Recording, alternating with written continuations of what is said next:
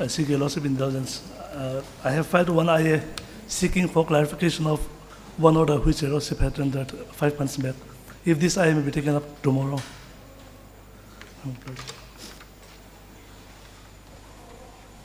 Orders, item 6.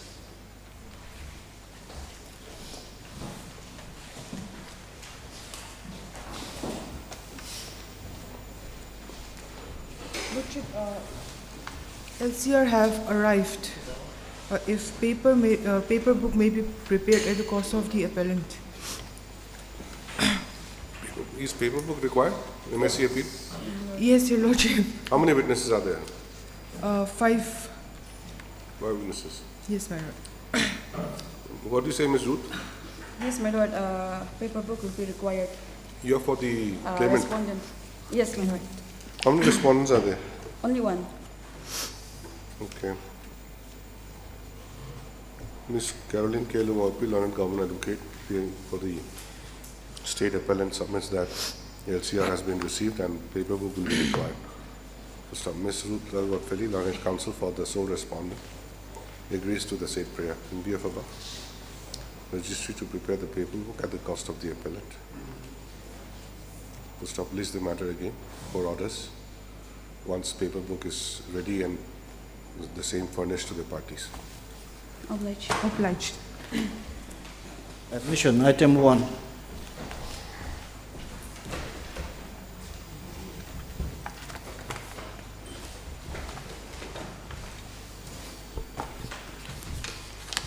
Yes. Your Lordship, ID card from the respondent number 1 to 3 appears to have not been returned. Who are they? Who are the respondents 1, 2, 3?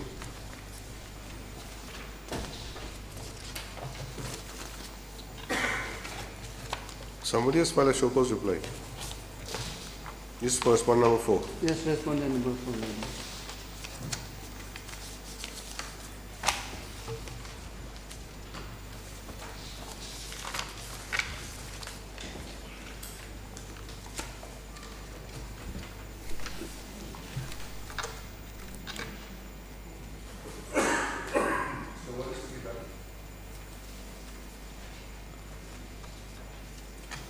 My Lord, fresh step may be taken. When did you take steps?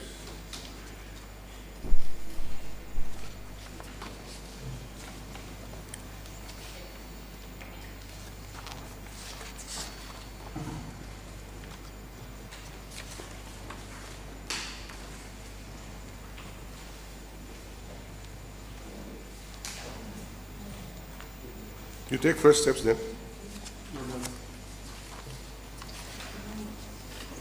And my Lord, perusal of the respondent number 4, the affidavit, it was filed by the Sri Abhijit Majumdar, the previous director of the Doordarshan Kendra, who has been replaced by a new one. He stated at page number 5, he stated that he has relinquished the charge of head of office Doordarshan Kendra, and he handed it over to Sri Om Prakash Tripathi, who will comply on behalf of the respondent number 4. It is stated in page number 5 of the affidavit of the respondent number 4. So what? He may be, the new incumbent may be impleaded. It's up in to my you. humble opinion. That is entirely up to you. You have to file an application. Well, since it is his own statement, if this Honorable Court deems it to implead the new incumbent. Rejected. You file an application. My Lord.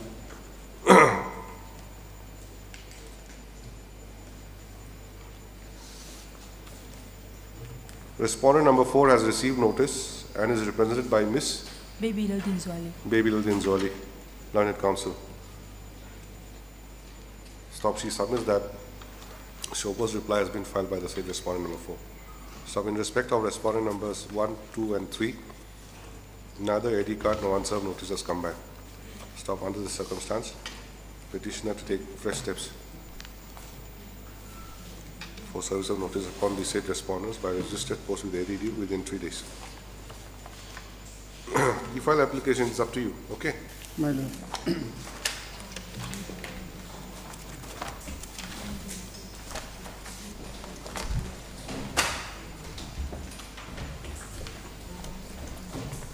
Item 2.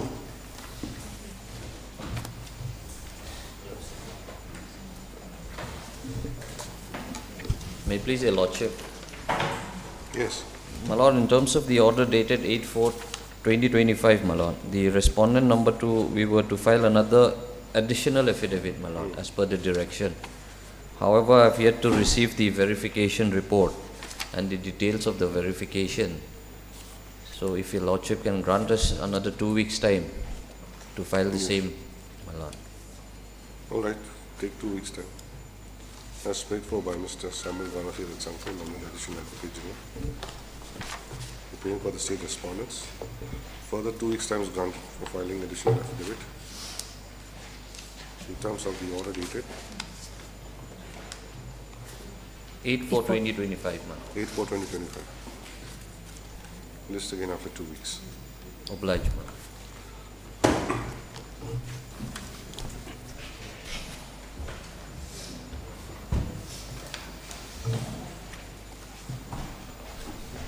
Item 3. Lordship, pleadings are completed. If the matter can be fixed for hearing tomorrow or some other day.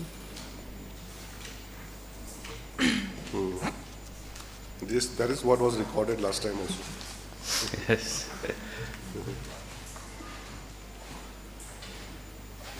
Should we issue rule or what? Should I issue rule and list the matter for hearing?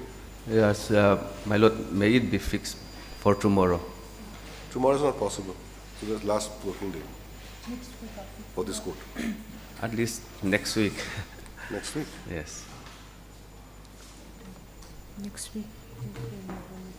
Tuesday. When? On 17, my lord. Tuesday. Tuesday, yes. As paid for by the parties, list the matter on 17th of June 2025 for admission. Hearing. Obliged, my lord.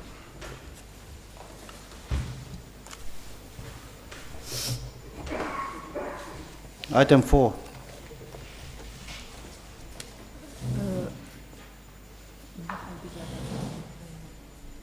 Lordship, I'm appearing on behalf of respondent number 1 to 3. May I seek another 3 weeks' time for filing affidavit in opposition? And my lord, I am representing the respondent number 4 and 5, and I'm similar prayer, my lord, to file affidavit in opposition. Time is granted to file affidavit in opposition. List after 3 weeks. Obliged.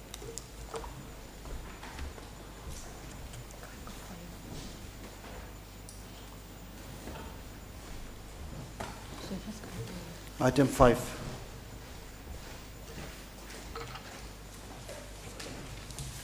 Your lordship, I am representing the respondent number 4 and 5, and I'm seeking another week's time, 3 weeks' time, to file my affidavit in opposition. Similar prayer, my lord, for respondent number 1 to 3. There was some direction from this court also. What is the instruction? Lordship, we did not receive any instruction from the concerned department.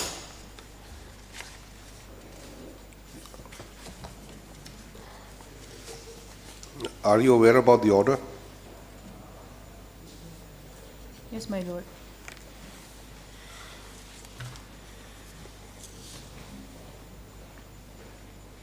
Please read the order, if you have it. You have it, Mr. Chakma? Yes, Lordship. Read the second last paragraph. You read the second last paragraph. Second last paragraph. Having regard, Lordship.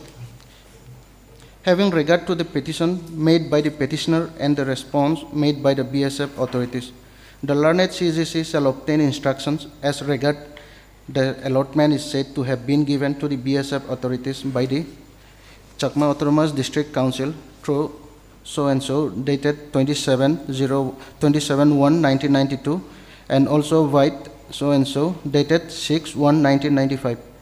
If allotment was given, a copy of the allotment order may be produced. Further, an instruction as to whether any fresh allotment is made in favor of the BSF in terms of Section 4 of the Act of 2002 should also be obtained. So this is the order. You have not received instructions. My lord, my senior CGC have some personal difficulties today. So, So,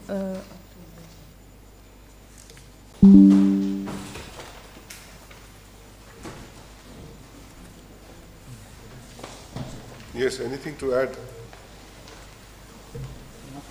Much more. Lordship.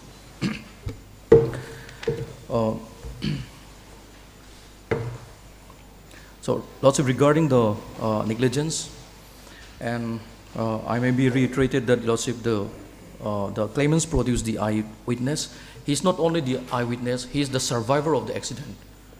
He was boarded in the said accident vehicle, Lordship, and which has been clearly mentioned in the this deposition adduced before the court, Lordship.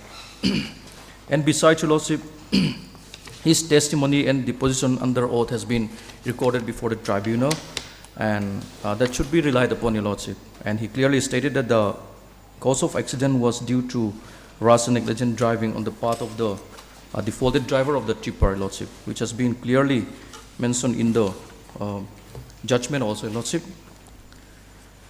And besides, Your Lordship, that eyewitness, the survival of the accident was from the Suang Puilon, Saitwal district, and he's not the interested party, but he speak the truth before the tribunal, how the accident occurred on the fateful day, Lordship.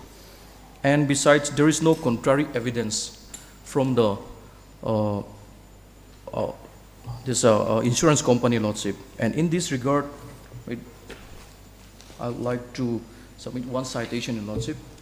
2014, 1 SCC, 2014, 1 SCC 244, 2014, 1 SCC 244, paragraph number 25 and 31. 25 and 31. This is regarding? This is regarding no rebuttal evidence. No rebuttal evidence. No rebuttal evidence, Your Lordship.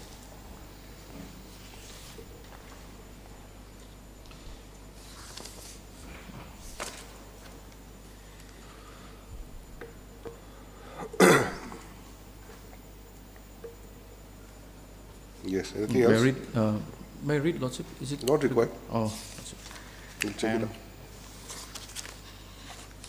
Lordship, yesterday I have submitted the other two citations, 2014 and 2014 1 SCC and 2019 2 SCC, wherein it clearly stated that being the eyewitness of the accident, then his testimony should not be disbelieved, Your Lordship, since there is no other contrary evidence on the part of the insurance company, Lordship. What are your citations? Citation is 2014 1 SCC,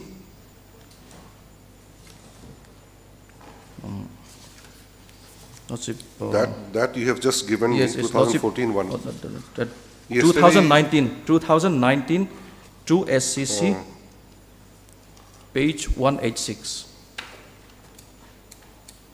2019. Yes, Lordship, 2 SCC. Just a minute. Huh?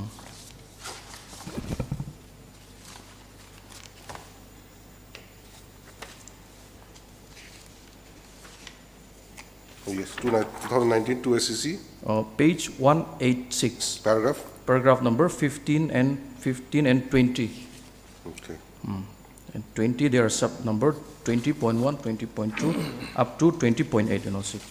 And the other citation which relied upon yesterday was 2021, 1 SCC 171. Paragraph? Paragraph number 14 to 22. Also here in this case also there was the eyewitness, so the testimony of the eyewitness should not be disbelieved, Lordship. And with all my submission, Lordship, the appeal may be rejected. In that case, there was an eyewitness? Or in your case? In my case, there are 3 witnesses, Lordship. No, in this 2021. 2021. Just now you had referred to. Yes, Lordship. 2021 1 SCC 171. In this case, there was also an eyewitness Eyewitness, Lordship.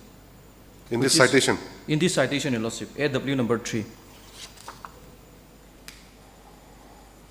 is the eyewitness, Ritesh Pandey.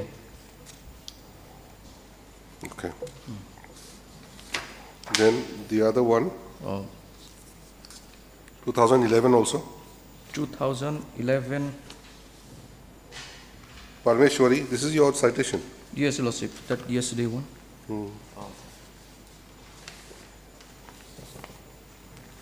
Parmeshwari.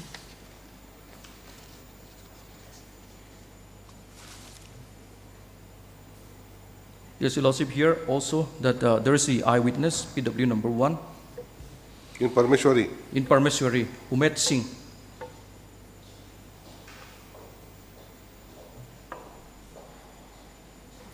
okay. But no report, that not police report, Lordship. Then another one is 2009. 2009, 13 Was in SCC. 13.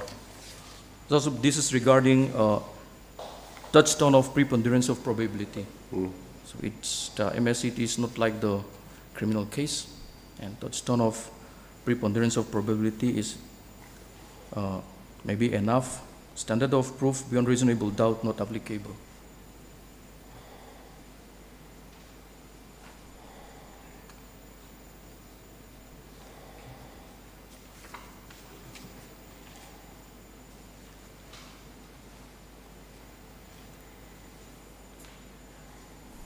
Any other citation you?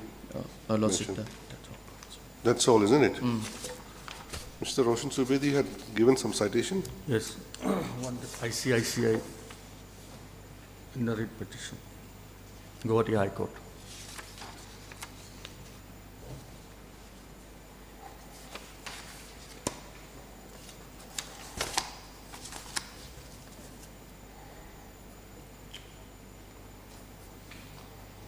Yes, And one more, my lord, that Gohar Mohammed, this also yours. Gohar Mohammed, paragraph number 61. This is regarding? Regarding the police officer is duty bound to act as per the MV Act and register the FAR, IAR and DAR.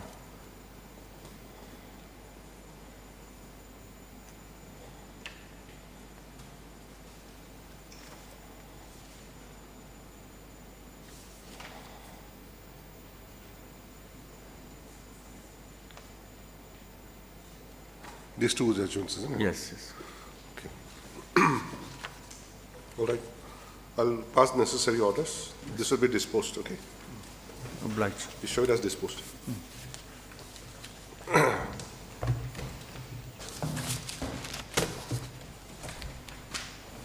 Obliged.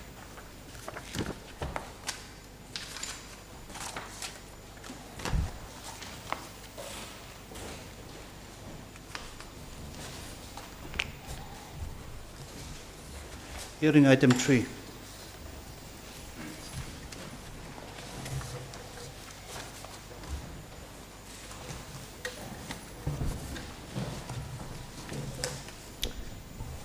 May it please your lordship. Yes. My lord, this is an appeal against the impugned judgment order dated 17/5/2024 and against the impugned sentence order dated 22/5/2024, wherein I was convicted under Section 21B of the NDNPS Act. I was convicted by the Fast Track Court, Additional Sessions Judge, Kolesip District, Mizoram. I was sentenced I was sentenced to undergo imprisonment of rigorous imprisonment for a period of 5 years, with fine of rupees 5,000 and in default to undergo a rigorous imprisonment for another 1 week. My Lord, before taking you to the relevant facts of the case, the information report and the FIR, I will just very, very briefly state my grounds for challenging my conviction. Yes. So generally, my Lord, my grounds for filing this appeal is one, that there is a mandatory provision under the NDNPS Act which have been violated, which is Section 50 of the NDNPS Act. And two, there is a procedural violation under Section 100 of the CRPC Act. And three, conscious possession is not proven, my Lord. And four, there is non-compliance with regards to Section 52A of the NDNPS Act, particularly the Standing Order 1 of 89. And the rest of my grounds, they are substantially discrepancies with regards to the witness testimonies and the FSL report. So that will be the grounds which I will be submitting. Section 50 violated. Section 50 violation and Section 52A and the NPS Act violation, my Lord. 52A. It's Yes, my capital Lord. A. Capital A, my Lord, yes. Then Section 100 also. CRPC, my Lord. Then conscious possession not proved. My Lord. Then standing order. What is that standing order? Standing Order 1 of 89. What is This standing order has been made in pursuance of Section 52A of the NDNPS Act, my Lord. Who has issued that standing order? This standing order has been issued by the Ministry of Finance in the year 1989, 13 June 1989.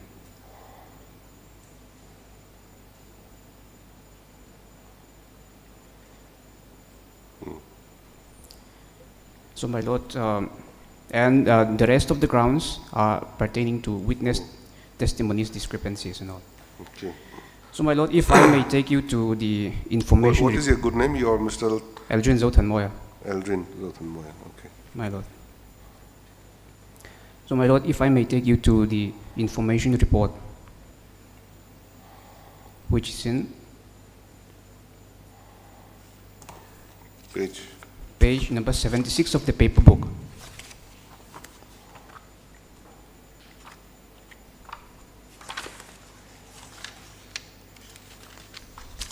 Yes. If I may read, my Lord. Information recorded. I received information from a reliable person and I reported to OC Kolasip. Later on, I formed a duty party and proceeded as per the direction of OC Kolasip Station. And on the next page, page 77, this is the seizure and arrest memo. If I may read, my Lord.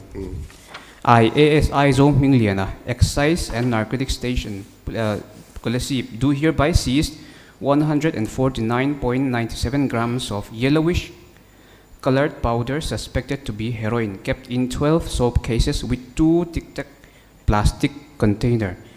Each package were wrapped with black color polythene along with sellotape adhesive from the possession of Kopui Moya, so-and-so, on 11/12/2022 at 12:45 p.m. I also arrest the said person in the presence of the following civilian witnesses. Seizure and arrest was done in the presence of London Moya, father of the accused person. All the seized articles were kept in a cartoon recovered from the private room of the accused, and all the packages were marked as H1 to so-and-so till H12 with 2 tic-tac nylon containers. And inside the bracket, in the presence of witnesses, all the seized articles were packed and sealed at the place of occurrence. Dika, you may go. So that is what had transpired initially, my Lord. And after that, after the alleged seizure was made, on the next day, that is 12/12/2022, the samples were reportedly sent to the FSL.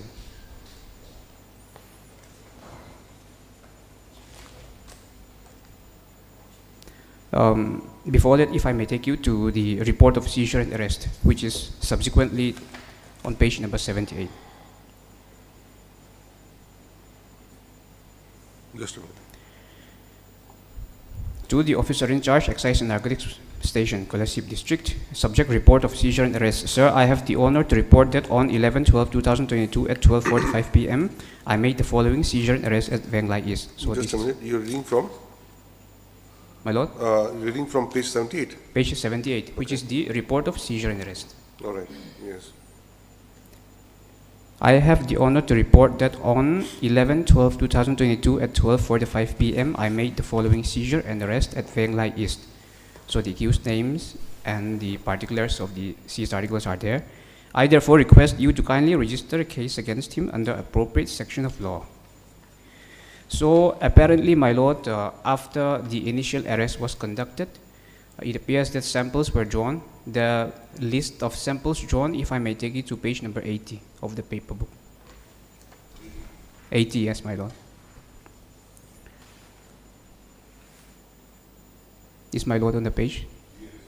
So in page number 80, it appears that 2 samples of 5 grams each were drawn, which are marked as J1A and J1B. And 1 representative sample weighing 1 gram was taken as well. And as per page number 82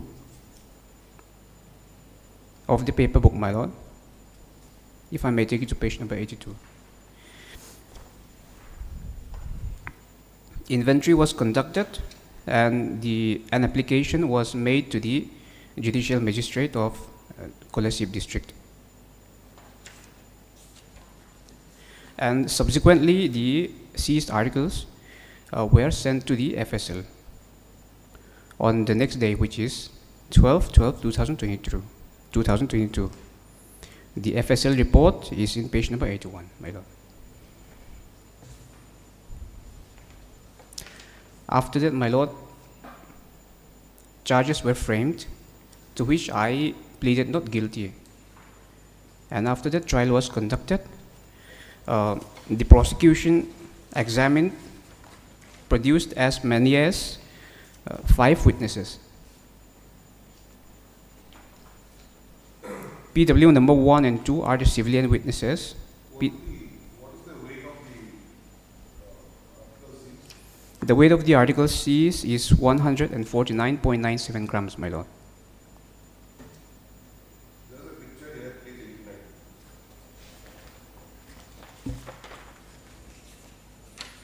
In the paper book, my lord. Yes, page 89.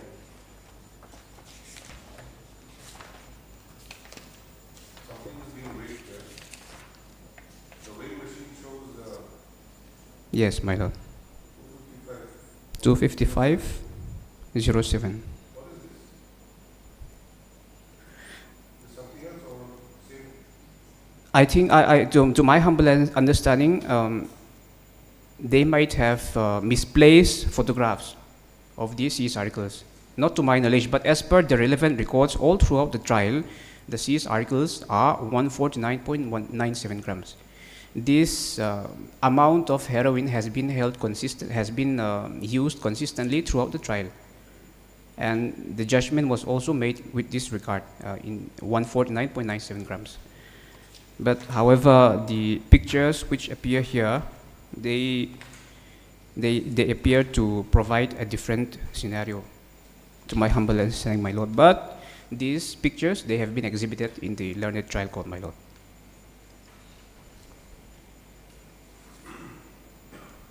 So thereafter, my lord, trial was conducted.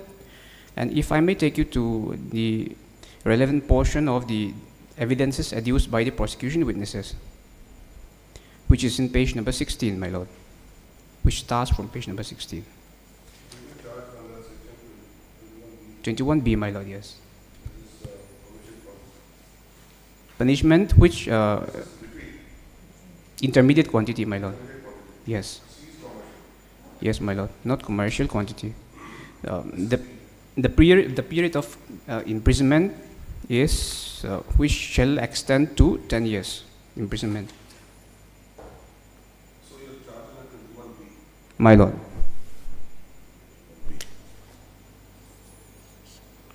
No minimum punishment. The period of imprisonment, the maximum period of imprisonment extend to 10 years, my lord. 10 years? Yes. And how much have you been given? However, I have been 5 years. convicted for 5 years, 5 yes, years. Okay. along with fine. How much is the fine? The fine is 5,000, my lord. 5,000. Yes, Okay, you want to go to the evidence, yes, my lord. starting from page Page number 16, 16. which is, yes. How many witnesses are there in all? There are, Prosecution witnesses? they have adduced 5 witnesses, 5 prosecution witnesses. 5 prosecution witnesses, yes. And any defense? No defense witnesses, my lord. Okay.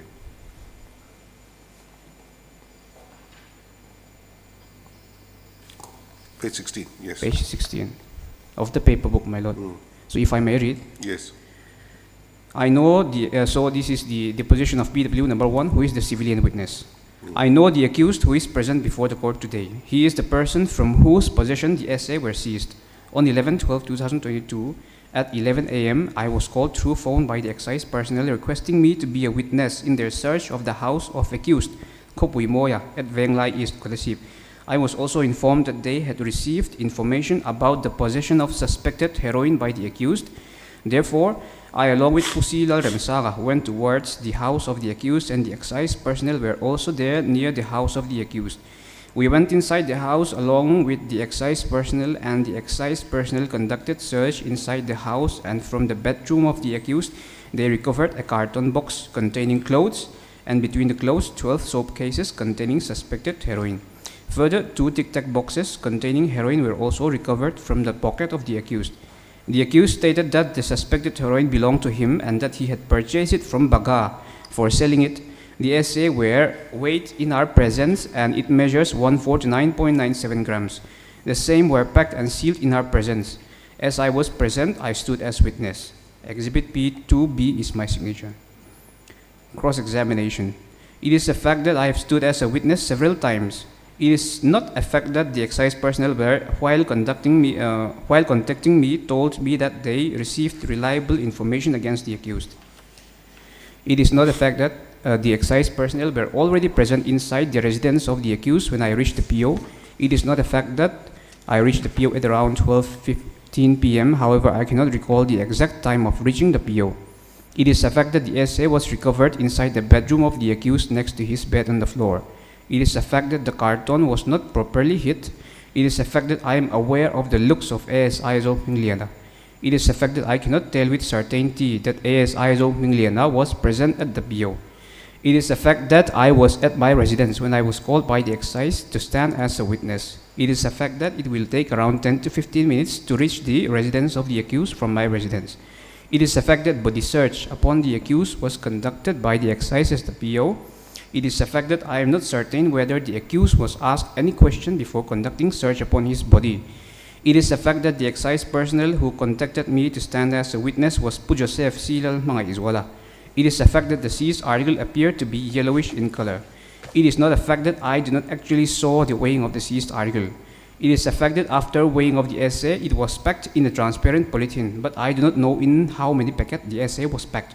It is a fact that I deposed truly before the court today. Re-examination. In respect of para 8 of the cross-examination, I was requested by Pu Joseph Silal Mga Izwala to be a witness, and as I was not very familiar with other excise officers, I cannot tell whether ASISO Minglian was present at the PO or not. In respect of para 11 of the cross-examination, I have seen the excise personnel asking the accused to remove what was there in his pocket, but I cannot recall whether they conducted body search upon the accused. So, my lord, all throughout this cross-examination, if my lord may kindly note down this cross-examination, point number 11, 12, 14, because I will be going back and explain the relevance of these cross-examination answers. At page number 18 of the paper book, my lord, is also the deposition of PW2. Yes. My lord, so basically the depositions are the same with that of PW1, so I will not read the whole depositions again. I will start with the cross-examination. This is also civilian witness, my lord. So, my Lord, if I may read the cross-examination. Yes. It is a fact that I am the president of Veng Lai East Branch YMA. It is not a fact that the excise personnel, while contacting me through telephone, informed me that they recovered the essay and requested me to stand as a witness. It is a fact that I was called from the residence of the accused by the excise personnel who contacted me through telephone. It is a fact that the excise personnel were already present at the residence of the accused at the time when I reached the residence of the accused. It is not a fact that the excise personnel straight away brought out the essay from the bedroom of the accused immediately after I reached the PO. It is not a fact that I did not personally enter the bedroom of the accused. It is a fact that 2 Tic Tac packets were taken out from the pocket of pant of the accused by the excise personnel. It is not a fact that all the 12 soap cases were not opened before us at the residence of the accused. It is not a fact that the powder content of the 12 soap cases appeared to be a mix of red and white color, and it looked very much like grinded vitamin C tablet. It is a fact that my statement was recorded by the excise personnel, Pu Joseph CL Mangaizuela, at the place of occurrence on the day itself. It is a fact that I put my signature on the seizure and arrest memo by the instruction of Pu Joseph CL Mangaizuela. It is a fact that seizure of the essay and arrest of the accused was performed by Pu Joseph CL Mangaizuela.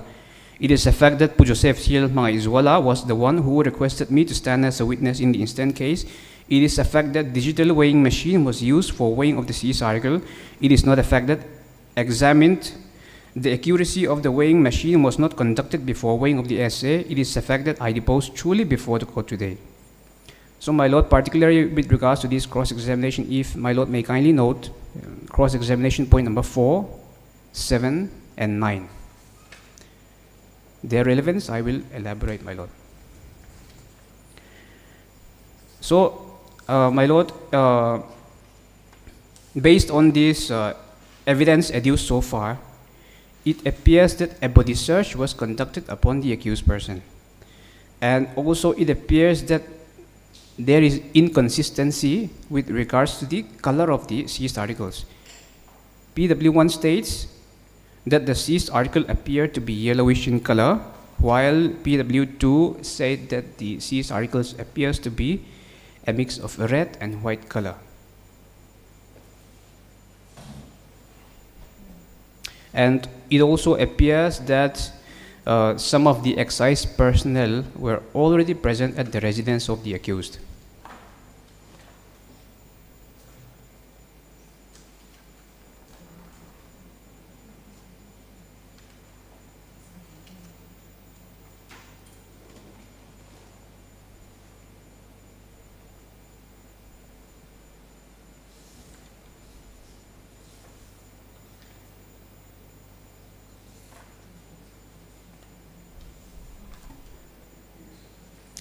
So, my Lord, if I may continue reading from the deposition of the seizing officer, which is at page number 20. I know the accused who is present before the court today. He is the person from whose room inside their house at Veng Lai East, Kolasip, the SA was recovered and seized. On 11/12/2022 at 11:30 a.m., I received an information from reliable source, and after recording it, I informed the OC, ENN, Excise and Narcotics, Kolasip. I proceeded to take action along with party. On the same day at around 12:45 p.m., I seized 149.97 grams of yellowish powder suspected to be heroin, kept in 12 soap cases, and 2 Tic Tac boxes were from inside the bedroom of Kopui Moya. The said 12 soap cases were wrapped with black color polythene, and the 2 Tic Tac boxes were kept inside it. The SA were kept in a carton box on the floor. The SA were recovered in the presence of civilian witnesses. I also seized the SA and arrested the accused in presence of civilian witnesses. Arrest intimation had been given to the father of the accused, as he was also present at the PO. The SA were weighed, marked, packed, and sealed in presence of civilian witnesses. On the same day, I gave report to the seizure and arrest to the OCENN station. What is this Tic Tac box? Tic Tac is a candy, my lord. So in the candy box, they used to sometimes put these seized articles, as per my information. It is a very small box, like the size of a thumb. Oh, I see. Small box. Yes. So, my lord, Exhibit P1 has been exhibited, which is the information recorded. Exhibit P2 is the seizure and arrest memo. Exhibit P3 is the report. If I may read the cross-examination, my lord. Yes. It is the fact that I make my statement before Pu Joseph Cyril Mangaizola. It is the fact that I was not the one who invited the civilian witnesses to stand as witnesses for search and seizure of the SA. It is the fact that before the civilian witnesses were invited, I, along with my team, entered the residence of the accused and performed search of the SA. It is a fact that SA was already identified and recovered before the civilian witnesses were invited to stand as witness. It is a fact that immediately after the witnesses reached the residence of the accused, my team member, Excise Constable, brought out the 12 soap cases from the bedroom to the sitting room of the accused, and thereafter it was officially seized in the presence of civilian witnesses. It is not a fact that the civilian witnesses had not properly witnessed the weighment of the SA. It is a fact that I received information at around 10:45 a.m. while I was at the office. It is a fact that I reached the residence of the accused, PO, at around 11:30 a.m. It is a fact that the civilian witnesses reached the PO at around 12:30 p.m. It is a fact that I deposed truly before the court today. My lord, if you may kindly note cross-examination point number 4. Because from his cross-examination, it appears that the seized articles have already been identified and recovered even before the civilian witnesses were present at the place of occurrence.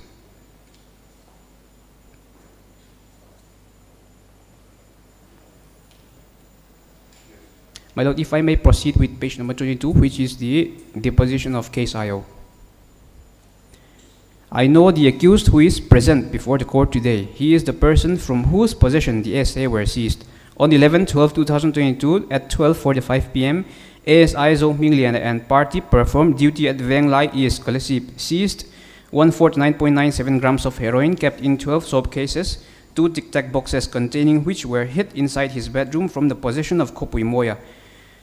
So-and-so, and he also arrested the said Kopui Moya on the same day, place and time in the presence of civilian witnesses. He also marked, weighs, packed and sealed the seized articles on the spot in presence of the same witnesses, and he also intimated about the arrest to F. Lalun Moya, father of accused Kopui Moya, on the spot just after seizure and arrest was made. Moreover, he also sent the said accused to the district hospital Kolasi for medical examination, and the examination report shows that he was medically fit to be kept in custody. He also submitted the seized articles along with the report of seizure and arrest to the officer in charge of excise and narcotic Kolasip station, and case so-and-so was registered against the said accused person, and I was endorsed the case for further investigation. As per endorsement, I started investigation. Weighing of the SA, packing and drawl of sample was done before the CJM District Court, Kolasip, and I have drawn 1 sample and 1 duplicate sample as per Rule 10(3) and 11(2) of NDNPS Seizure, Storage, Sampling and Disposal Rules 2022 out of the seized contraband articles. Make inventory and done photography of drawing and packing of sample, and I packed and sealed the SA before CJM Kolasip. Then I sent the sample of the SA to FSL Aizol for chemical analysis. The FSL result of the exhibits so-and-so furnished to me, which was found to be heroin, and its purity shown of about 80% at the time of examination. During investigation, I interrogated and examined the accused person, witness, and the seizing officer, and I also recorded their statements under cool and calm atmosphere, and my investigation revealed that the said accused person bought the said SA at the price of 70,000, and it is learned that the SA were actually recovered and seized from the possession of the said accused person. Hence, a prima facie case under Section 21B of the NDNPS Act against the accused person for possession of heroin, and I charge him accordingly for violation of Section 8 of the same Act. Now, before I proceed with the cross-examination, my lord, I would like to bring the attention of this court of what this case IO have said with regards to the provision he have used in drawing the samples. He have stated in his deposition that he have used the provisions of the NDNPS rules 2022. However, my lord, during the time of arrest, and during the time of seizure, sampling was done. The NDNPS rules have not came into operation. So apparently it should have been the old act, it should have been Joint Understanding Order 1 of 89, my lord.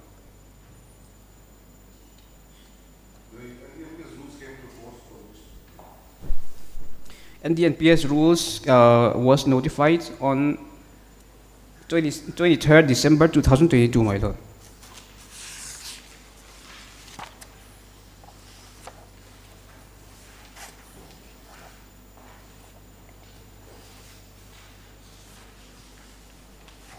And the incident here happened on 11th of December. Yes, my lord.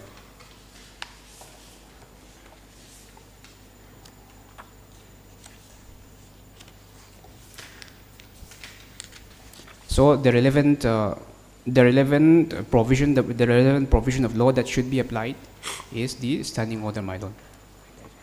Okay. My lord, if I may proceed with the cross-examination. Yes.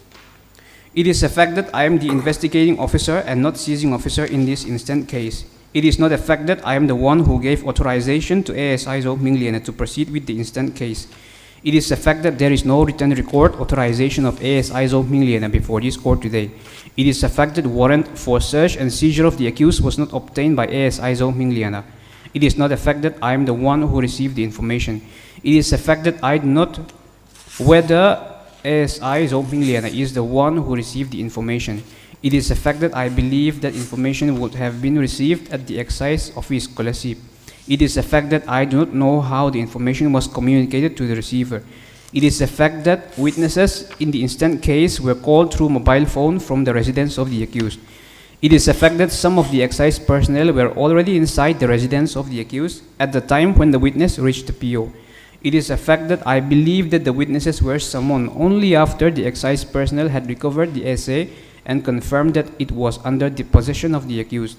It is a fact that the essay appears to be yellowish color. It is a fact that I do not know the information report was taken down in writing belatedly after performing seizure and arrest. It is a fact that I deposed truly before the court today. My lord, if you may kindly note cross-examination point number 10, 11, and 12.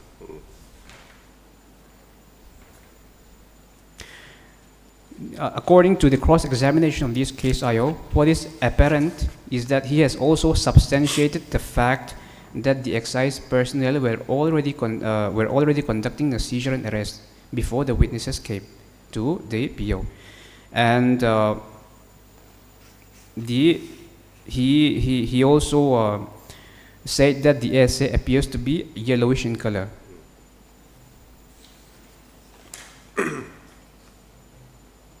My lord, if I may take you to the last prosecution witness deposition, which is page number 25. Who is he? This is the FSL official, my lord. Okay. In the FSL report forwarded by me, my designation has been mistakenly written as Assistant Director FSL. I would like to clarify that I am the Joint Director at FSL Aizawl. On 16/12/2022, we received a parcel consisting of one exhibit packed and sealed in a polythene packet and enclosed together in a paper envelope sealed with wax seal from the OC Excise and Narcotic Station, Kolasi, for scientific examination of the said exhibit.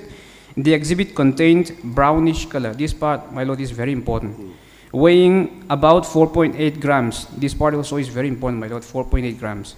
I, along with Dr. Lomzwali, JSO, FSL, examined and found that the exhibit was found to be heroin with a purity of about 80% at the time of examination. The report was sent on 27/1/2023 to the forwarding authority. Cross-examination. It is a fact that one packet of sample weighing 4.8 grams was sent to FSL for examination. It is a fact that I deposed truly before the court today. My lord, as per the cross-examination, the FSL official said that the one packet of sample weighing 4.8 grams was sent to FSL. He did not say that the 4.8 grams was received. He said it was sent. It was sent to me, not received. That part, it is very important. I will elaborate the relevancy later on, my lord. After that, my lord, 313 examination was conducted, to which I also denied the allegations against me, my lord. 313 is at page number 3 of the paper book, my lord. Page number 3. Yes, my lord. If I may read. Yes. My name is Kopui Moya. My father's name is Lalun Moya. My home is at Venglai East, Scholarship. The evidence, question number 1. The evidence against you is that on 11/12/2022, you had possessed and stored it inside your bedroom 149.97 grams of yellowish powder suspected to be heroin packed in 12 soap cases and 2 Tic Tac boxes. Is it true? No, it is not true. What do you have to say regarding the allegation made against you? I did not have any knowledge about the essay and nothing has been seized from my possession. Do you have any defense witness? Yes. Although, my lord, at this stage, he said that I have stated that I will have defense evidence. I have not produced any defense evidence.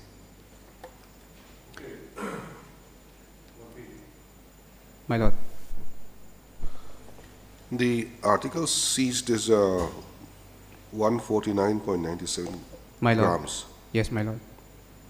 Then it was packed in 12 soap cases. My lord, according to the prosecution, yes. Separately, 12 soap cases. 12 soap cases and also 2 Tic Tac boxes. In addition to the 12 soap cases, Yes. 2 Tic Tac 2 boxes. Tic Tac boxes. You said 2 Tic Tac boxes are very small. Are very small. Yes, they are like at thumb size. It can be Okay. kept in a pocket. My lord, the seized articles were seized on 2 occasions. 2 occasions meaning on although they are seized on the same date, same place. The first seized article was seized at the carton box inside the bedroom of the accused person, according to them, which are the 12 soap cases. Soap cases. Yes. Then later on? And the other, which according to the prosecution, they have seized from inside the trouser pants, the pockets of his person. Oh, I see. Yes. So the soap cases are from the cartoon box, and Yes. the Tic Tac boxes are from his person. My lord. Okay. So altogether, I think 14. 14, not so 12. much because the soap cases are different, my lord. Different containers. And the Tic Tac box is a very small amount, my lord. But Soap cases are the normal soap cases, isn't it? yes, my lord. Normal soap cases. Normal soap case. Okay. But with regards to the quantity of the number of containers, it's 14. So they must be keeping less quantity in the soap cases, isn't it? If the total believe so, quantity my is 149.97 grams, say 150 grams, Yes, my lord. the entire 150 grams can fit in one soap case also, I isn't believe. it? Otherwise. I believe, my So lord. why I'm not sure. separately in 12 soap cases? Yes, my lord. And some quantity in Tic Tac. Of course, Tic Tac would be for purpose of selling probably. According to them, my lord. But we have a different view, my lord, regarding that. All right, yes, then. My lord, so So you have denied, you don't know anything about this, yes, I have denied, my in lord. 313. Yes. I specifically stated in my 313 examination that I do not have any knowledge of the essay and nothing has been seized from my possession. That is according to me in my 313 examination. Thereafter, my lord, throughout trial, the learned trial court framed 5 issues, my lord. For the sake of ready reference, I have reproduced the same in my memo of appeal, page number 8, my lord. Yes. Page number 8. Page number 8.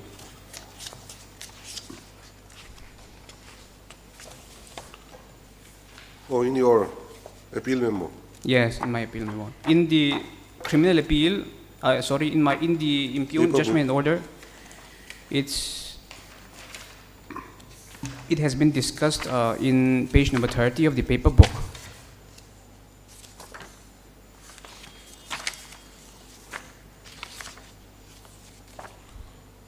Yes.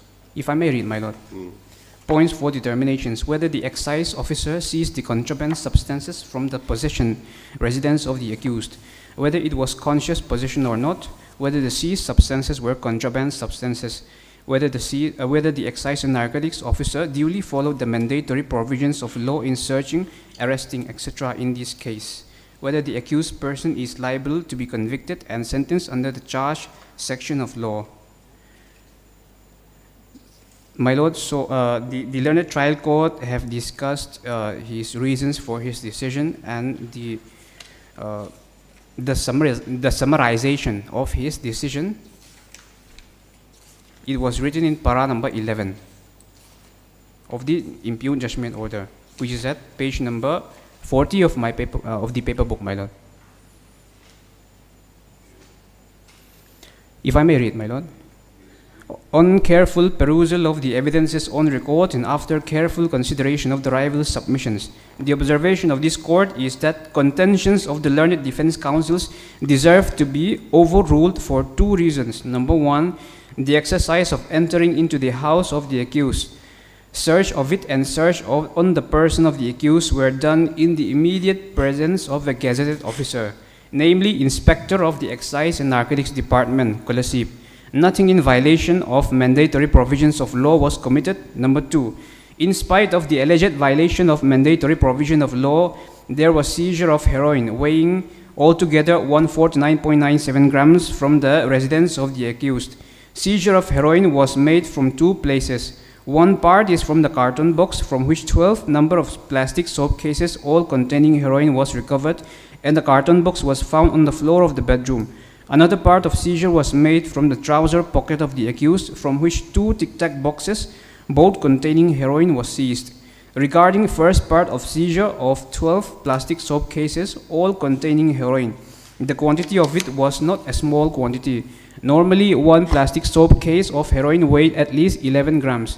Assuming that one plastic soap case contained 11 grams of heroin, then 12 plastic soap cases would at least contain 132 grams of heroin, the punishment of which falls under Section 21B of the NDNPS Act. The first part of seizure, that is, seizure of 12 plastic soap cases, all containing heroin, was made without any effort of search.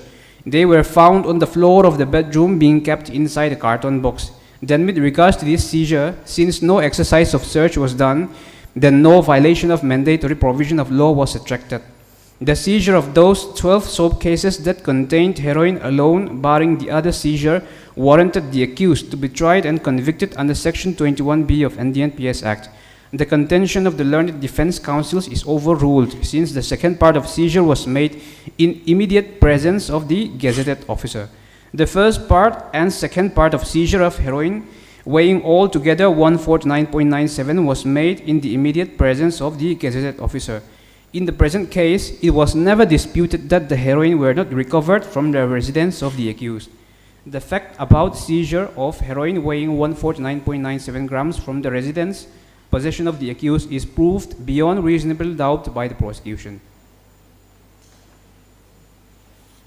Therefore, my Lord, I was convicted, and because of that reason, I am before this honorable court.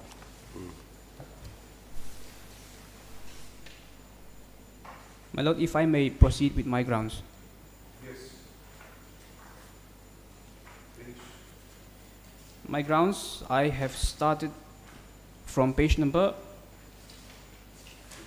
11 of my grounds of appeal, my Lord.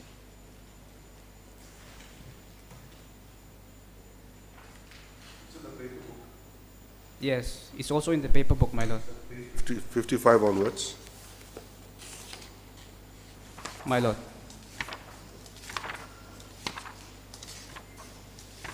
How many grounds have you taken? I have, my Lord, I have seven grounds, but 3 grounds I can club together in one. No, I think it's more than that. That is correct. But the majority of the grounds, I believe I can club together in under one subject. 14 grounds. There are 14 grounds. No, my Lord, the paragraph is many, but in order to assist this court with reading these grounds, I have sparsed them out, my lord.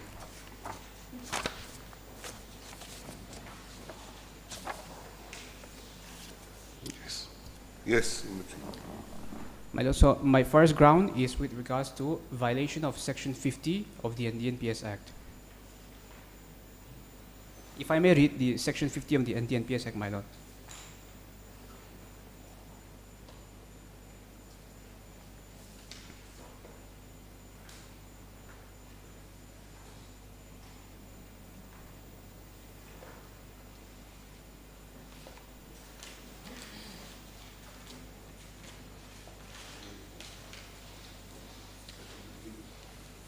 Yes, my lord.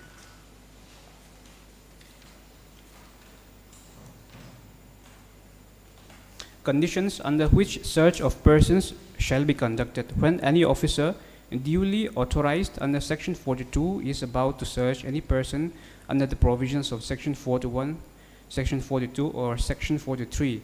He shall, if such person so requires, take such person without unnecessary delay to the nearest gazetted officer of any of the departments mentioned in Section 42 or to the nearest magistrate. If such a requisition is made, the officer may detain the person until he can bring him before the gazetted officer or the magistrate referred to in subsection 1. And the gazetted officer or the magistrate before whom any such person is brought shall, if he sees no reasonable ground for search, forthwith discharge the person, but otherwise shall direct that search be made. No female shall be searched by anyone excepting a male. So, my lord, the relevant portion I have already read out. According to Section 50, the accused, when his person is searched, he shall be brought to the nearest gazetted officer or to the magistrate. And the Supreme Court, in a plethora of judgments, have already expanded this scope, have already interpreted the scope and the extent of the provision of Section 50, which I may produce, my lord.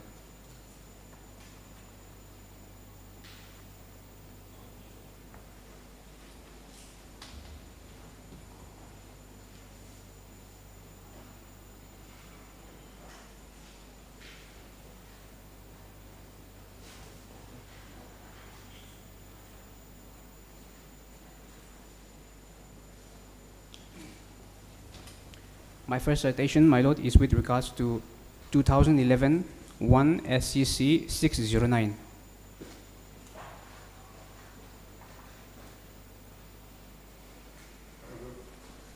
Paragraph number 29 to 32.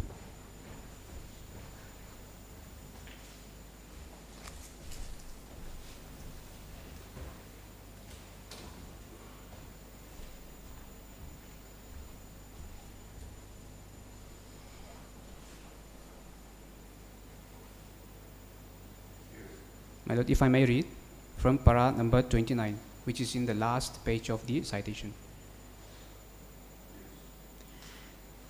In view of the foregoing discussion, we are of the firm opinion that the object with which the right under Section 50 of the NDNPS Act, by way of a safeguard, has been conferred on the suspect to check the misuse of power to avoid harm to innocent persons and to minimize the allegations of planting or foisting of false cases by the law enforcement agencies. It would be imperative on the part of the empowered officer to apprise the person intended to be searched of his right to be searched before a gazetted officer or a magistrate. We have no hesitation in holding that insofar as the obligation of the authorized officer under subsection 1 of Section 50 of the NDNPS Act is concerned, it is mandatory and requires strict compliance. This part is very important, my lord. It is mandatory and requires strict compliance.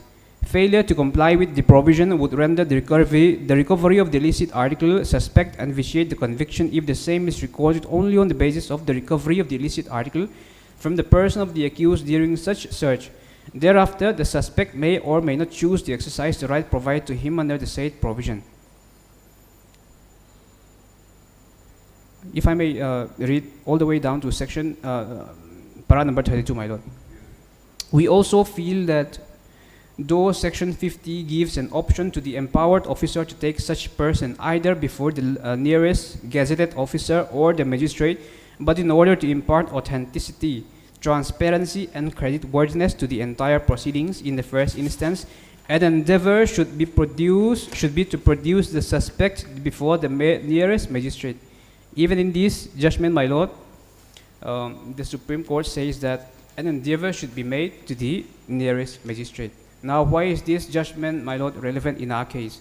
I have already impressed upon this court that the person of the my person have been search was conducted on my person, and nothing was asked before searching my person, my lord.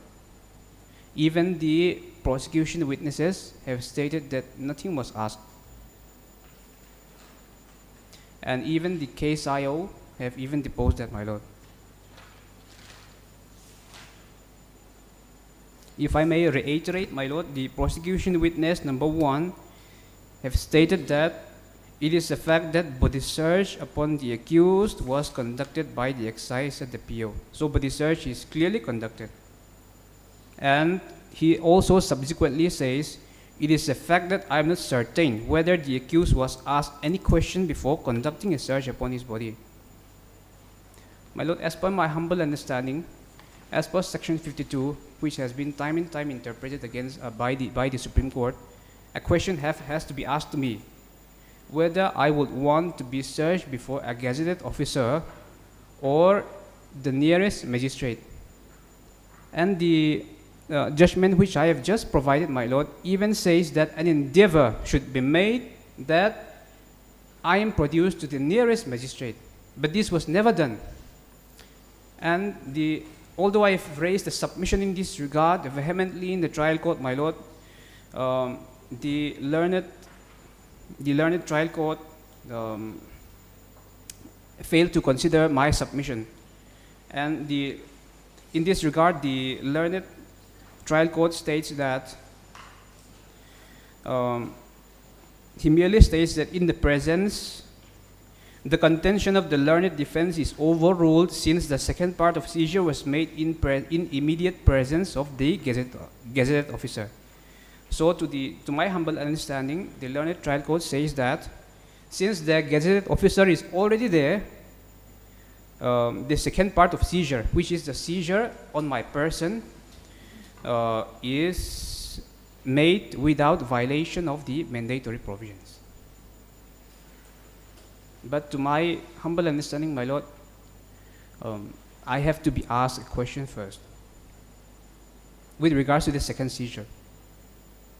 The first seizure, which is inside the carton box, I respectfully concede, my lord, because that has been seized on a carton box. But with regards to the second seizure, since it was seized on my person, and since no endeavor was made so that I may be searched before a magistrate or a gazetted officer, I state that the mandatory provision of section 50 is violated, my lord.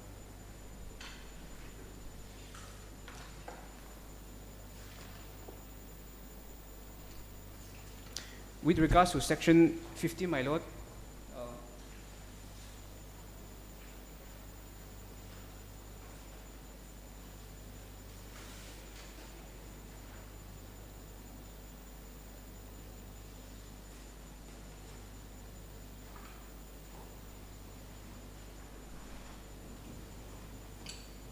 so that is, sorry, my lord, that is my humble submission before this honorable court regarding section 50.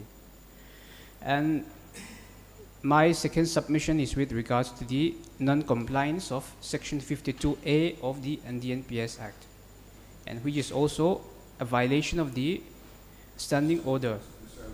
Yes, my lord. My lord. Call the Jamaica.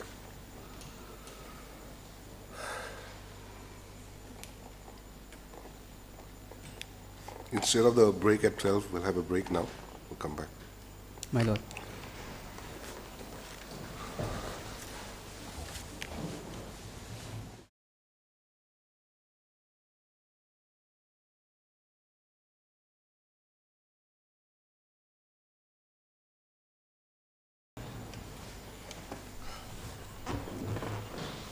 Yes, where were we? May I please, Your Lordship? My Lord, yes, we will. Ground number 1. You have completed ground number 1. Yes, my Lord. Okay. I will not take so long, my Lord, because the other grounds I can club together in one. Okay. So ground number 2 is with regards to non-compliance of section 52A of.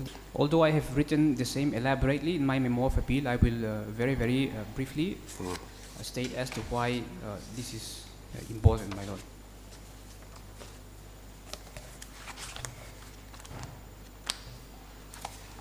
If I may read section 52A of the NDNPS Act, my Lord. Yes. 52A, disposal of seized narcotic drugs and psychotropic substances. The central, my Lord, is it required to be read? No, read. Okay.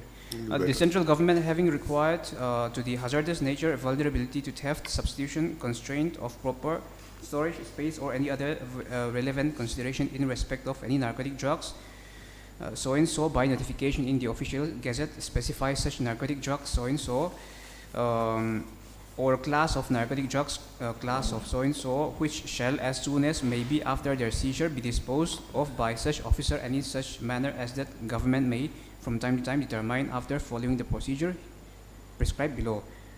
Where any narcotic drugs so and so has been seized and forwarded to the officer in charge of the nearest police station or to the officer empowered under section 53, the officer 2 in subsection 1 shall prepare an inventory of such narcotic drugs containing such details relating to their description, quality, quantity, mode of packing, marks, numbers, or such other identifying particulars of the narcotic drugs so and so, or the packing in which they are packed, country of origin, and other particulars as the officer referred to in subsection 1 may consider relevant to the identity of the narcotic drugs in any proceedings under this act, and make any application to any magistrate for the purpose of certifying the correctness of the inventory, taking in the presence of such magistrate photographs of such drugs, allowing to draw representative samples of such drugs or substances in the presence of such magistrate, and certifying the correctness of any list of samples drawn.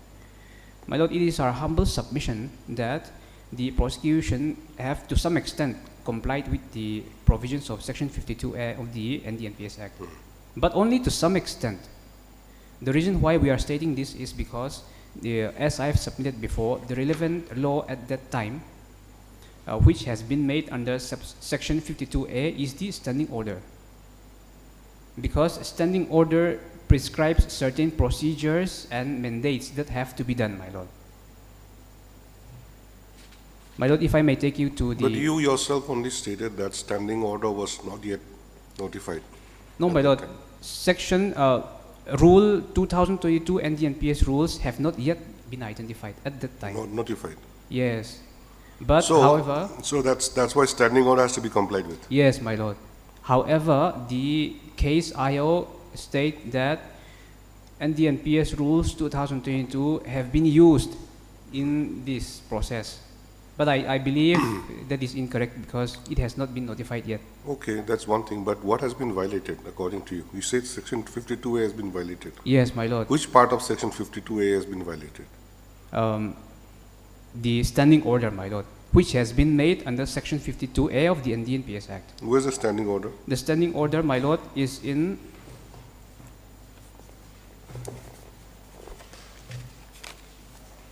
page number 52 of my memo of appeal, my Lord. I have annexed a copy of the same, 52 of my memo of appeal.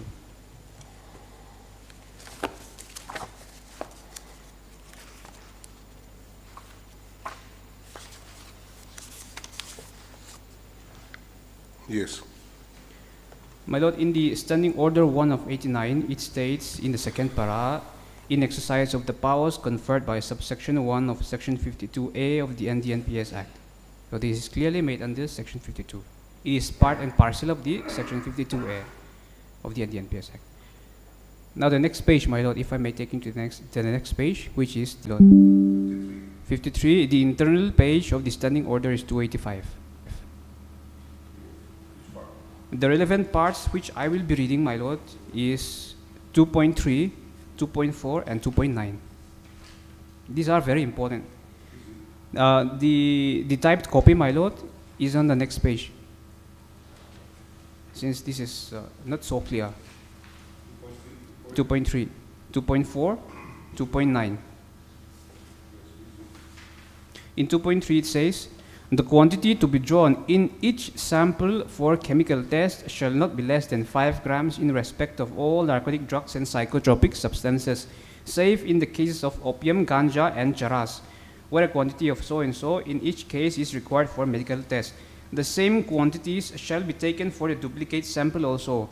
The seized drugs in the packages containers shall be well mixed to make it homogeneous and representative before the sample is drawn.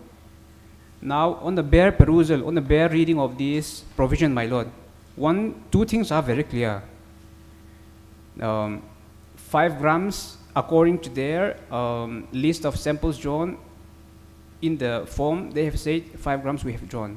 But they have not drawn 5 grams for the representative sample. However, if we are to disregard that, the FSL, I have already informed this court of the evidence of the FSL. The FSL said I have received 4.8 grams. Sorry, I have 4.8 grams have been sent to me. That is what he have said. That was as per the FSL. The evidence of the... Yes, my lord. 5 grams is the mandatory provision, my lord. So that's very rare. It should be 5 grams. Yes, my lord. Although in their list of samples drawn, they have stated 5 grams have been drawn each, 5 grams each have been drawn, the FSL in his examination in chief said, I have received 4.8 grams. So the discrepancy also have not been explained.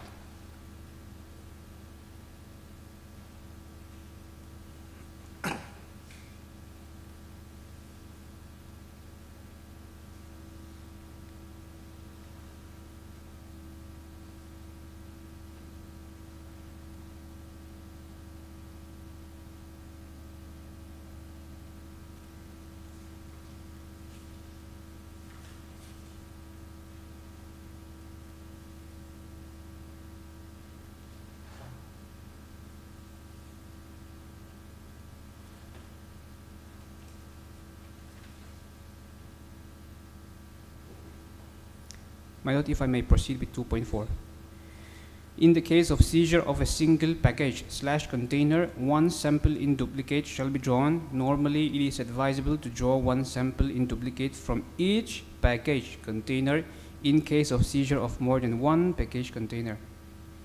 Again, my lord, according to this 2.4, what is apparent is that a sample from each container has to be drawn. But in our case, we have already seen from the evidences adduced on record that although there are around 14 packages, 14 containers, including the tic-tac boxes, only 2 samples were drawn from 2 packages.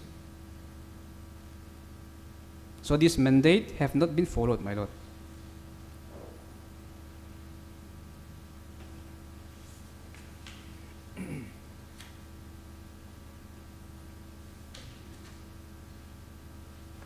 And another ground, my lord, in 2.9, if I may proceed with 2.9.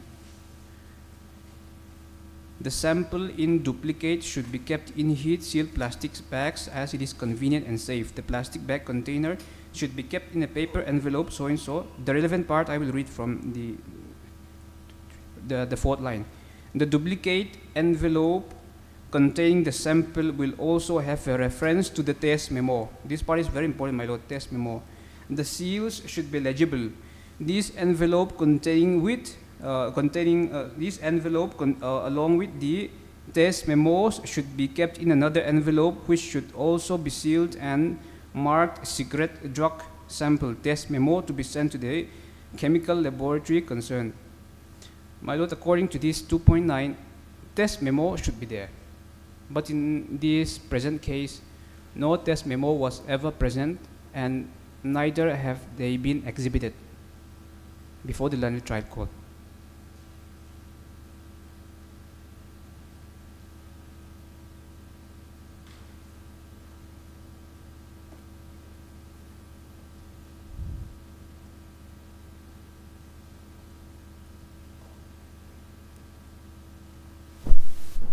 And my lord, What do you mean by test memo?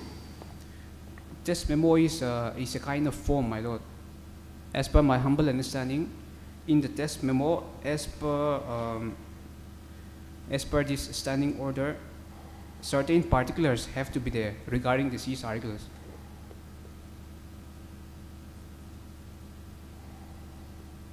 But it was never present in our case, my lord, nor was it never exhibited.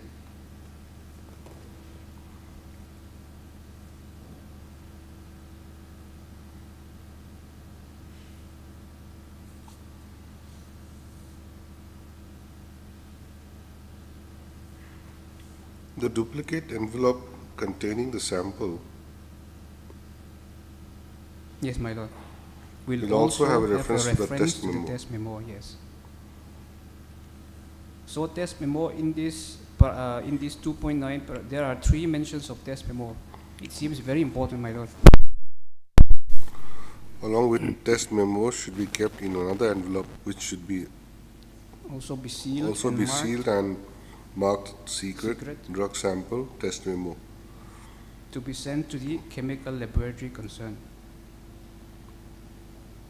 What do you mean a test memo? It's something you take the samples, draw the samples, Yes, my lord. put in a sealed envelope or plastic, whatever you call it, heat sealed plastic bag, then put it in an envelope and Yes, along with the seized And- articles, my lord. correct, put the seized article inside Yes, my lord. for the samples drawn, and on the body of the envelope you have to write secret, drug sample, test memo. Yes, my lord. According to this.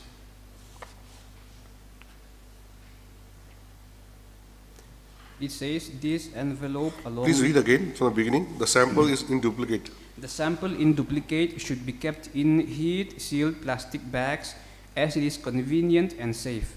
The plastic bag container should be kept in a paper envelope which may be sealed properly. Such sealed envelope may be marked as original and duplicate. Both the envelopes should also bear the number of package container from which the sample has been drawn. The duplicate envelope containing the sample will also have a reference to the test memo. The seals should be legible. This envelope, along with the test memos, should be kept in another envelope which should also be sealed and marked secret drug sample test memo to be sent to the chemical laboratory concerned. My lord, to my humble understanding, as per this provision, there should be 2 envelopes, my lord, and which are marked as original and duplicate. And the envelopes, on the body of the envelopes, it should bear the number of packages and containers from which the samples have been drawn, my lord. And the duplicate envelope containing the sample will also have a reference to the test memo. So basically, my lord, to my humble experience in the trial court, my lord, test memo contains facsimile of seals, my lord.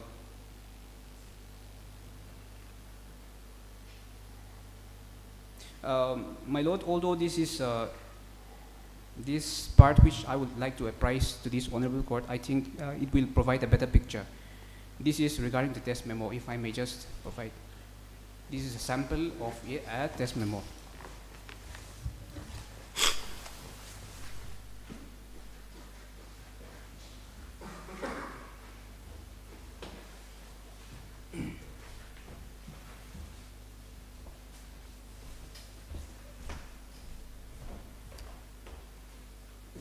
My lord, although that is from the NDNPS rules 2022, they are more or less the same with regards to standing order.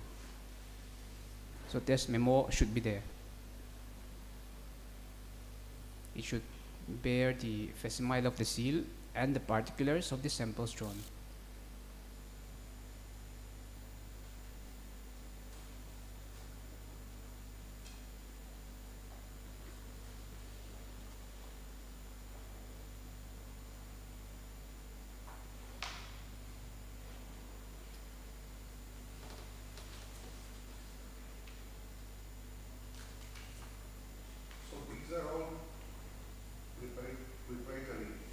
Yes, my lord. Once the samples are drawn, Yes. one is the duplicate, one the original. Yes, my lord. So whatever is done to the original should also be reflected in the duplicate. My lord. Seals legible, then test memo prepared, Yes, my lord. like in this form. And the test memo, again with the drug sample, should be kept in another envelope and sent to the FSL. My lord. And what is retained is the duplicate. Yes, my lord. All right. So what is missing in the instant case? The Test memo is not there. Yes, my lord. How do we say that? There's no test memo. Because it has Question is, without test memo, how will the FSL examine the material we just sent to them? There has to be some reference. Yes, my lord. Let us have a look at the FSL report. My lord. Is it available Is it- anywhere? Yes, my lord. It's at page number 81 of the paper book. The FSL report.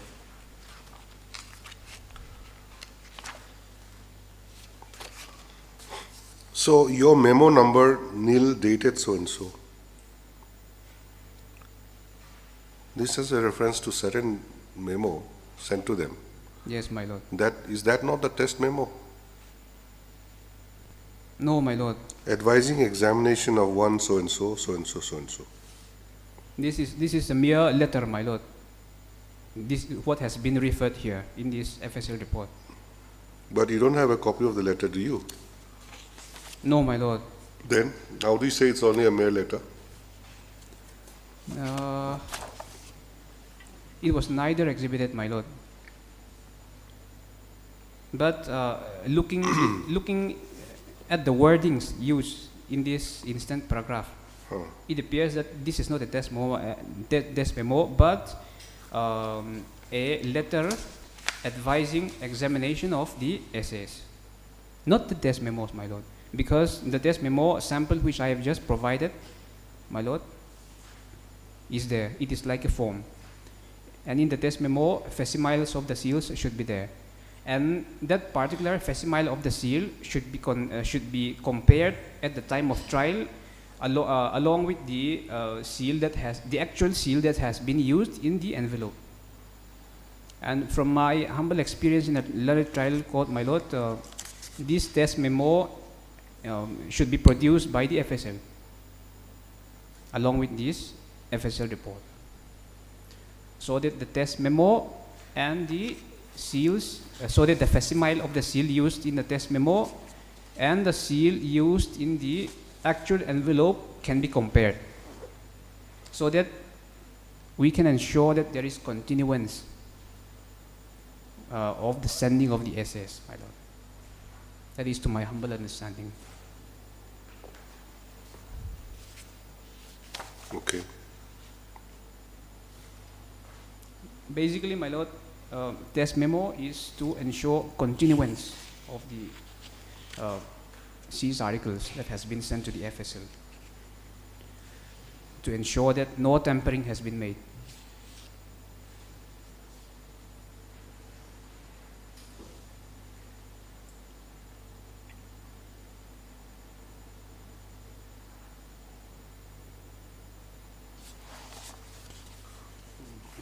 Where does it provide in the standing order that the seal has to be compared later on?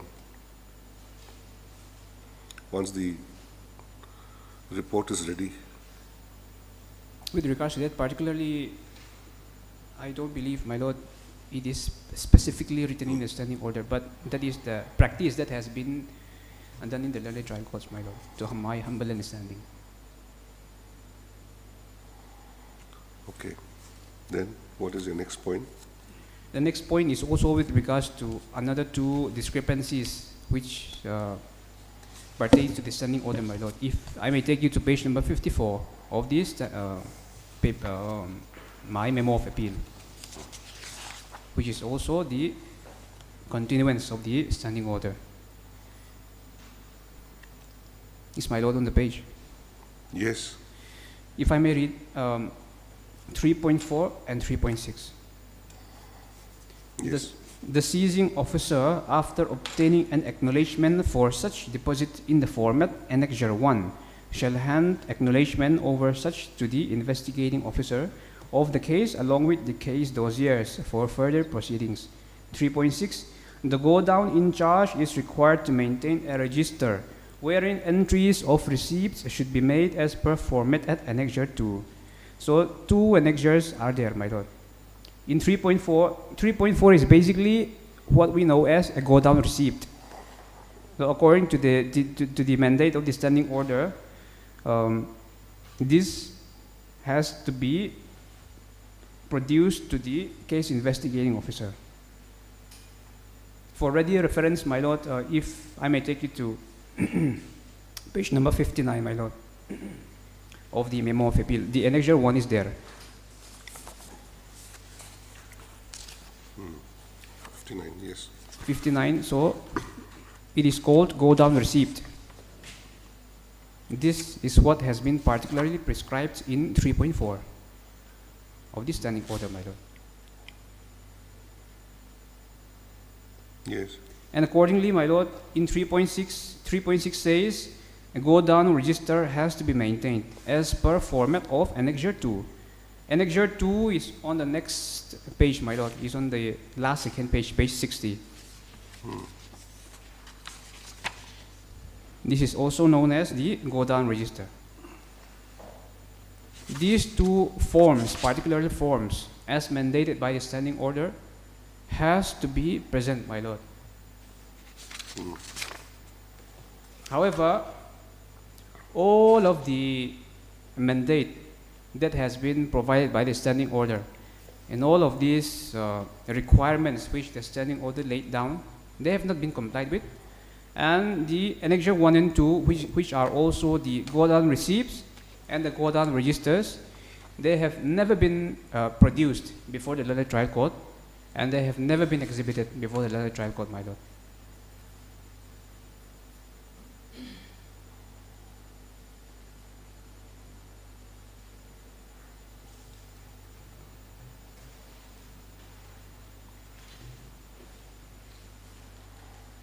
Yes. My lord, standing order, as per my humble submission, is not a mere provision. It is a mandatory provision.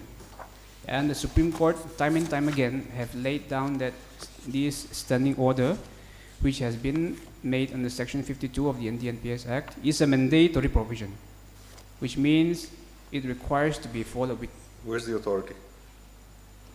My lord, 2008-16 SEC 417, Nur Aga, para number 89, 90, and 91. 2008-16, SEC 417, paragraph? 89, 90, and 91.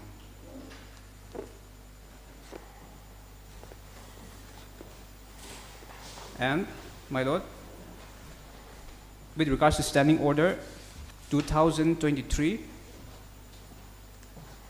19 SEC 364, para numbers 7 and 8.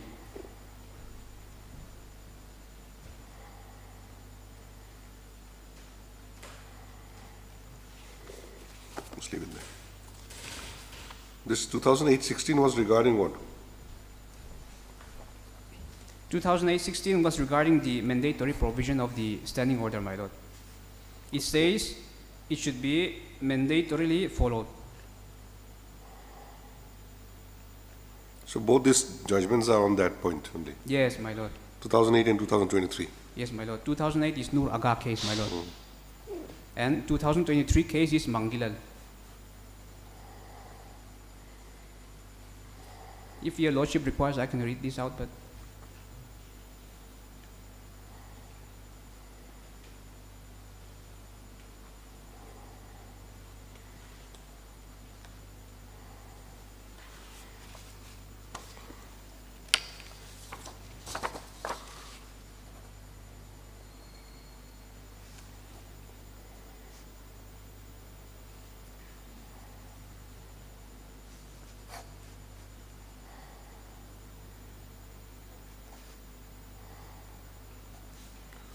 So this 2 judgments, does it relate to any of the submissions that you made regarding the go-down receipts and all that. Yes, my lord. It is there. Particularly, yes. So let us see which one is the one. Um, Which one you want to refer, Noor Agar or Mangal? Mangilal, I Mangilal. will refer to Mangilal, my lord. Mangilal, Yeah. pass 7 and 8. In Mangilal's case, my lord, it says, this is also regarding the mandate of section 52A.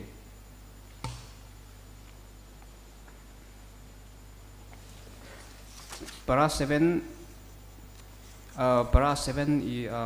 in para 7, it is a reference to the standing order, my lord.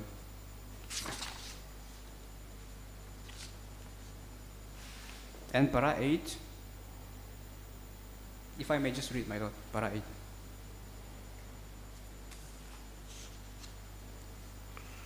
Standing order refers to a particular notification of the finance Yes, my lord. dated 10/5/2007. Standing order. You had submitted regarding 13/6/1999. Yes, my lord.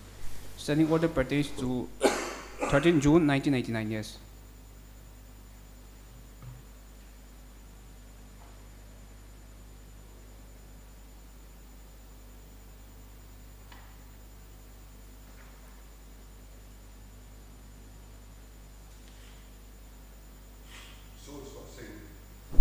Although, my lord, it is not substantially same, but the... No, the standing order, Yes, my lord. you are talking about 1999. 1989. But in this judgment, it is 2007.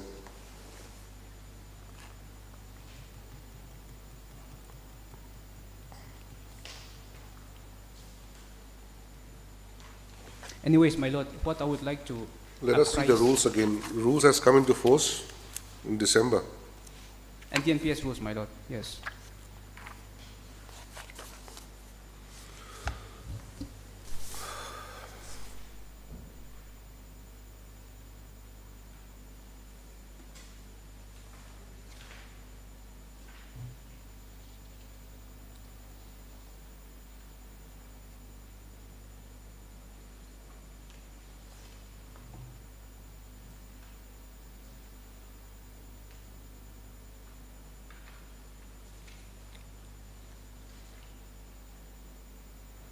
To my humble understanding, my lord, all these standing orders made, even though they have been modified and changed time and time again, they are replaced by the NDNPS Rules 2022. Even though Mangilal judgment might pertain to a different standing order, the mandate that have been specified by the Supreme Court remains the same. Okay, now just tell me about the rules. You talk about which rules? NDNPS Rules 2022, my lord. 2022. Yes, my lord. Even if we go by NDNPS Rules 2022, so many mandatory provisions have not been followed, my lord.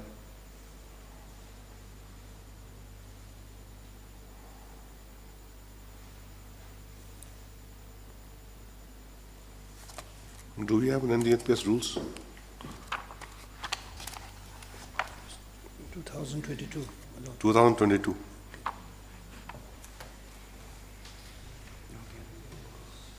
It's not just NDNPS rules. I think it's NDNPS seizure, storage, sampling and disposal rules. Yes, my lord. That's what you're talking My about. It's lord. here. Code master. It is here. Don't panic. It's here.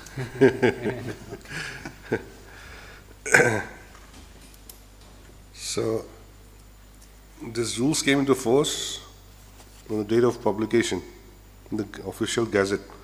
That My is 23/12/2022. Yes, my lord. So you're saying that such being the case, the contention that they have followed the NDNPS rules is not correct. My lord, that is correct. They should have been guided by the standing Standing orders. order, my lord, yes. And the standing orders which you have just read out, these have not been complied with. Yes, my lord.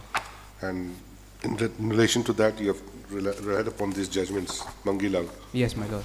In Mangilal, like I said, it refers to a certain uh, notification of the Revenue Finance Department, which is of the year 2007. Yes, my lord. Although that is not the case in that particular case, but this is a continuance of the definition. All right. This is 52A. mainly on the manner of disposal. Yes, my lord. 52A. Disposal, destruction, and all that. Yes, but it still pertains to 52A, my lord. If I may. You are concerned more with the packaging and the receipt of the go down and the go down entries and all that. Yes, my Isn't lord. it? Yes, my lord. Go down receipt is mandatory, my lord, and go down register as well, along with the samples drawn, 5 grams, test memos, and the requirement to draw samples from each package.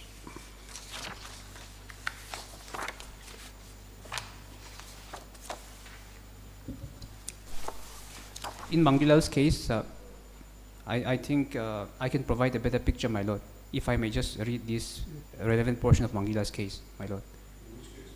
Mangilal's case, yes, my lord. Yes. Although para 7 is not that specifically relevant, para 8 is more relevant, my lord, if I may just read para number 8. Yes. But this is very important, my lord. To be noted, the aforesaid notification, which was in existence at the time of the commission of the offense, alleged in the case on hand, stood repealed with effect from so and so. In any case, a notification issued in derogation of the powers conferred under subsection 1 of section 52A of the NDNPS Act can never contradict the main provision, particularly subsection 2. However, this part is very important, by this specific sentence. However, any guideline issued by way of a notification in consonance with section 52A of the NDNPS Act has to be followed mandatorily.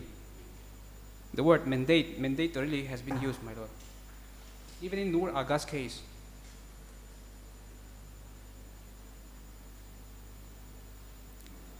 Even in Nur Aga's case, my lord, what the court basically says is that standing order cannot be blatantly flouted and substantial compliance must be insisted upon. I will not read the whole Nur Aga's case, my lord. You are reading from which 959 or 991? I'm reading from, my lord, para 91. Although 89 and 90 are also relevant. If I may read from para number 91, my lord. The logical corollary of these discussions is that the guidelines, such as those present in the standing order, cannot be blatantly flouted, and substantial compliance therewith must be insisted upon, for so that sanctity of physical evidence in such cases remains intact. Clearly, there has been no substantial compliance with these guidelines by the investigating authority, which leads to drawing of an adverse inference against them, to the effect that had such evidence been produced, the same would have gone against the prosecution.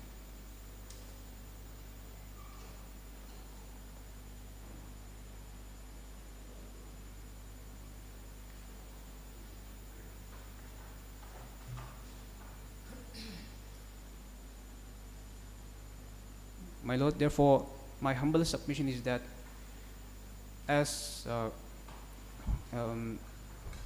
per the Honorable Supreme Court, and as this Honorable Court itself has time and time again laid down that this mandate have to be complied with, the learned trial court judgment order should be set aside. That is with regards to this standing order, my lord.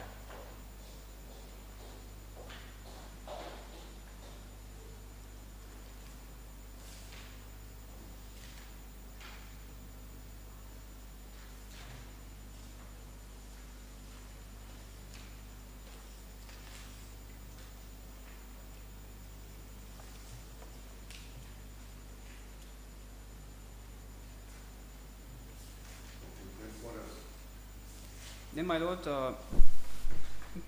earlier I have stated that there are discrepancies with regards to the testimonies of the witnesses and the FSL report. This is basically regarding the color of the FSL. The color of the seized articles. Yellowish Brownish. Yellowish, brownish, red and white color. Who said red and white? Red, PW number 2 said red and white. That is the civilian witness. Civilian witness, yes. PW1 states it is yellowish. Others have said yellow, except for the FSL officer who says brownish. Yes, that is very different. Now, for the sake of argument, if we are to presume that PW2 might see the colors are also... They might be color blind also. Might be. Might be, but yes. When they see yellow, they feel it's the orange. Yes, yes, something like that. Or when they see orange, they feel it is brown. Yes. Can be like that also. Yes. How does it matter? It matters because the FSL, the report of the FSL said brownish. Now, if we are to presume that PW1, 2, and 4, their sighting of color, their range, they are close. The proximity of their color closeness is close. But the FSL report is very different. It says brown, not like dark yellow, soft yellow. Okay, now at the time of Caesar, yes, my lord. when it was kept in that TikTok boxes or the soap cases, yes, my lord. It was kept inside what? This substance was kept inside any container? I mean, any package?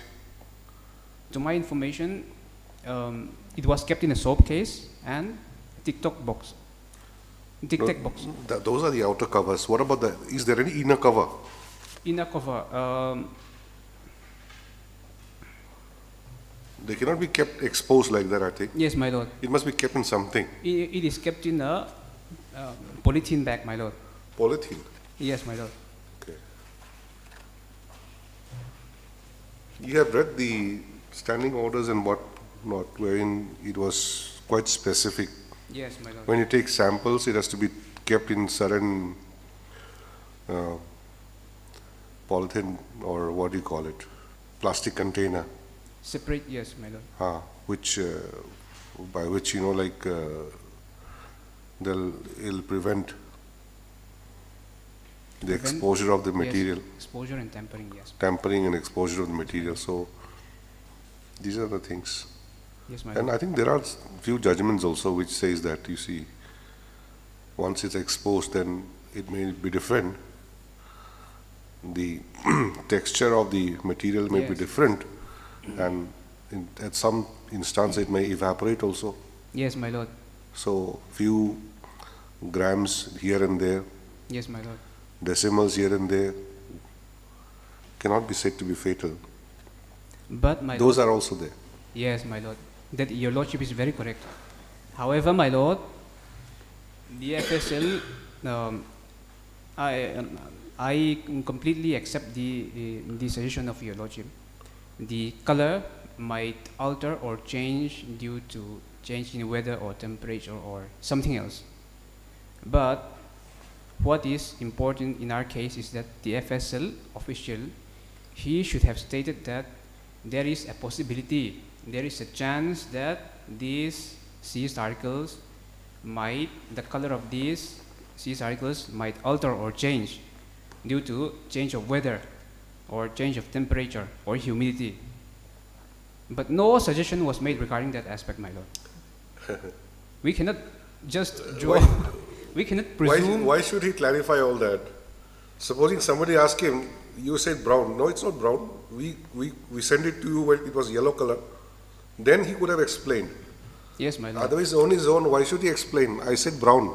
Yes, when I my say lord. brown, I mean that it may be yellow, it may be orange also, or it may be red. Yes, my lord. Why should he make that kind of explanation? Because, my lord, in our case, that kind of explanation is very No, important. unless you put it, unless A you suggestion put was it across to him that you are saying brown. Yes, my lord. It was not brown when we brought it. My lord. That kind of question, unless it's put to him, why should he explain? Your lordship is correct. Your lordship is correct. But if we are to presume that this change in color, even though no suggestion was made, we cannot have a negative inference against the accused, my lord, because we cannot just presume that this brownish color might be due to temperature, humidity, or Okay. something else. Okay. Again, which might cause prejudice to accused, my lord. That is my humble understanding. Hmm. All right, then what else? And You have mentioned about section 100 CRPC, yes, before that, then my lord. conscious possession not proved. Yes, my lord. Before that, in order to substantiate the discrepancies regarding the color, I would like to state that, my lord, if we take that into consideration, and if we also take into consideration the non-compliance of the standing orders, the chain of continuance, my lord, that is vitiated, my lord. Mm. If we take into consideration the chain of continuance, the inconsistent chain of continuance, and the non-compliance of these standing orders, no go down receipts and all, then we cannot say that this primary evidence is vitiated, my lord. The trial is vitiated, my lord. I would just like to substantiate that point, my lord. Okay. Yes. And your lordship has stated that, yes, regarding section 100, I have read out the depositions, the cross-examination points of the witnesses, my lord, and some of the and the case IOs and the seizing officers.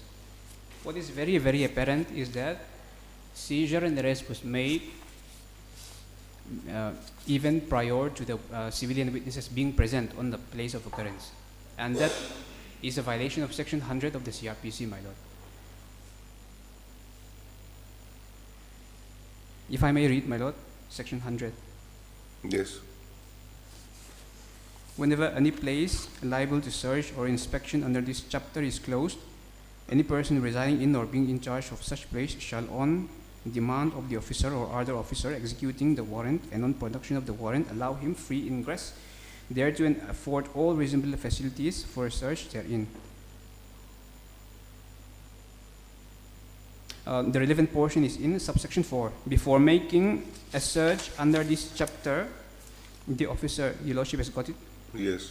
The officer or other person about to make it shall call, the words used is shall call upon 2 or more independent and respectable inhabitants of the locality in which the place to be searched is situate, or of any other locality, if no such inhabitant of the said locality is available or is willing to be a witness to the search, to attend and witness the search, and may issue an order in writing to them or any of them to do so.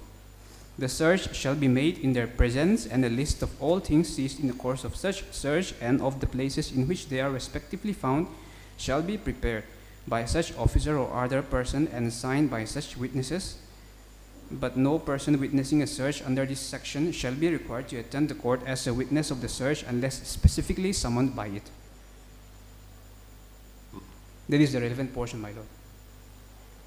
In our case, it is very, very apparent. I will not go through all those depositions again, that search and seizure has already been conducted before the civilian witnesses came to the PO and witnesses and witnessed the search and seizure. According to the relevant provision of law, they should be there to witness the whole seizure and arrest, my lord.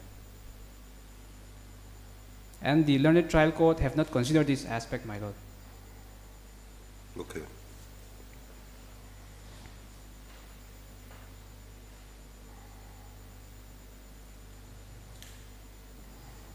And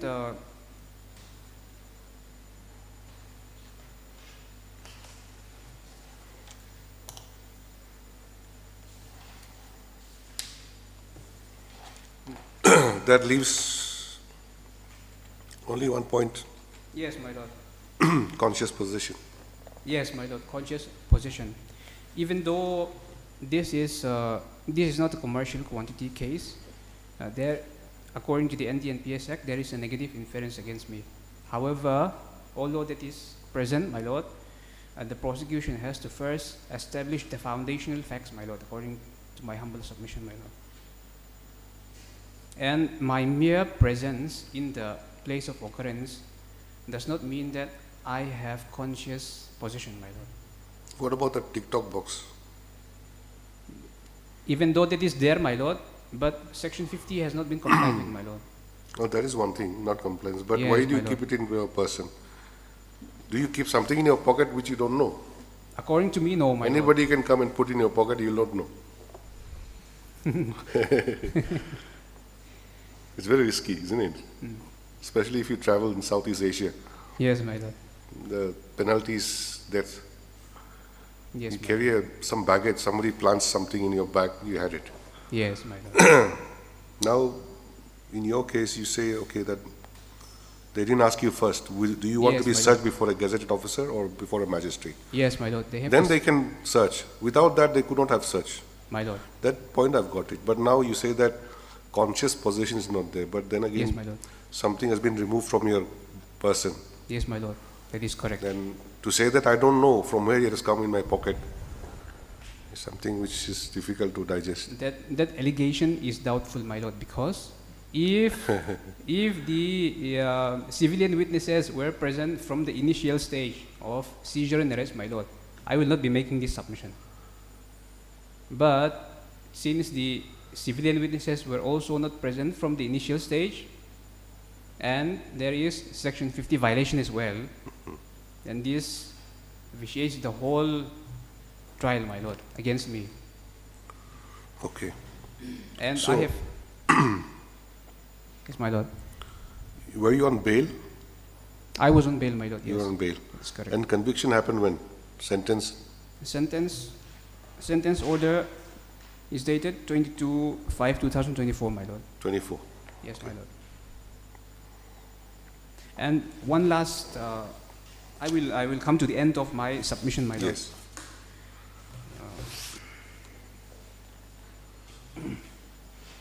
If I may take you back to the decision of the learned trial court, my lord.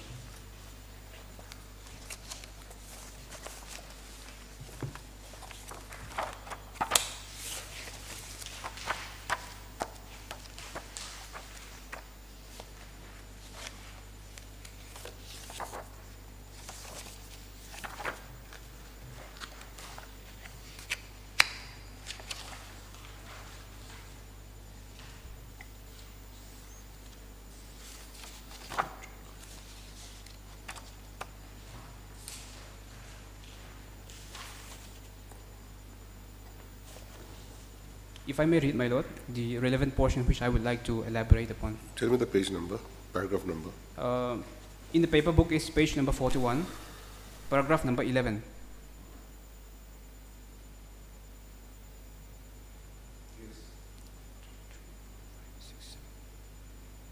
Para number 11 from the last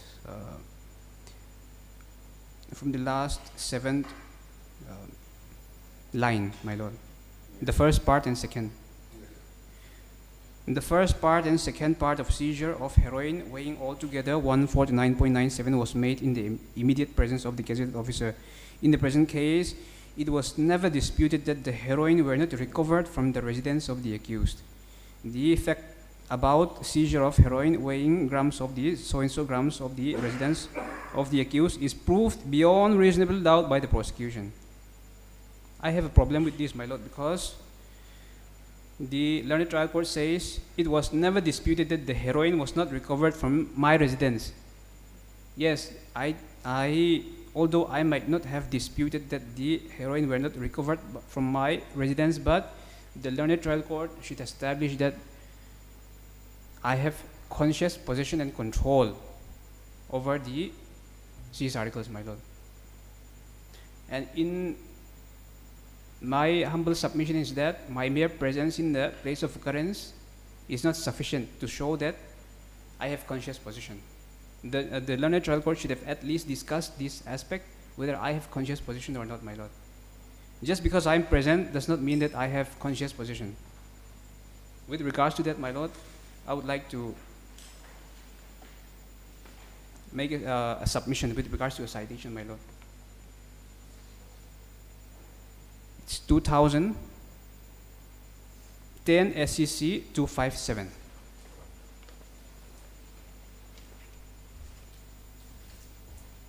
The relevant paragraphs are 6, 7, 8, and 9.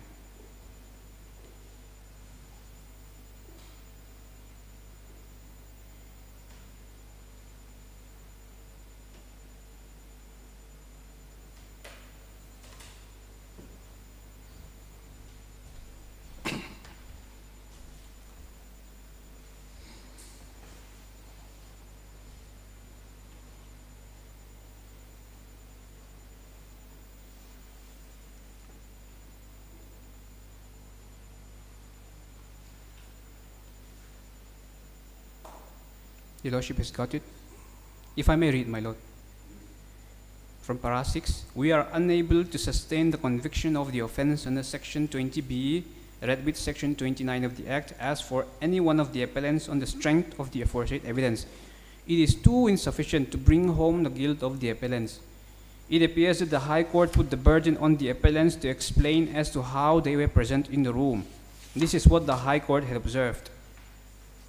So this is what the High Court observed. In para 8, there is no statutory provision for drawing any presumption that a person who was present at any particular place shall be presumed to be in possession of the narcotic or psychotropic substance. No presumption under law can be drawn even under section 114 of the Evidence Act, merely because these persons were present when the PW7 went there. Either those persons would have been casually present in the room, or at least one of them would have been unaware of what was going on inside the room. We are not told who among the many accused one possible innocent person could have been. So that is, the law is very clear, my Lord. So that is my humble submission. My mere presence is not sufficient to establish conscious possession. Even in this case, this is a 20B NDNPS case, my Lord.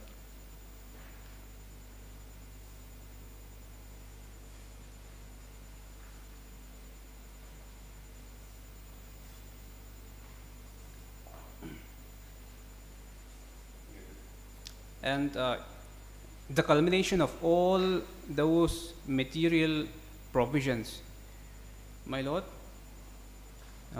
my humble submission is that the harsher the punishment, the stricter the rule, the mandate, they should follow, my Lord, the prosecution.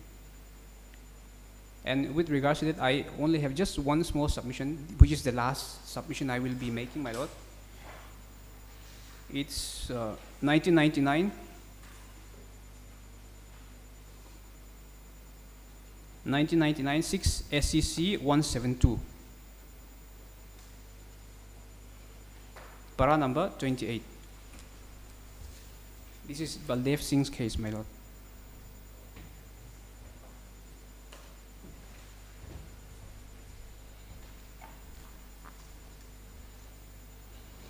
I will, since this is a whole long paragraph, I will read only the relevant portion, my Lord, from the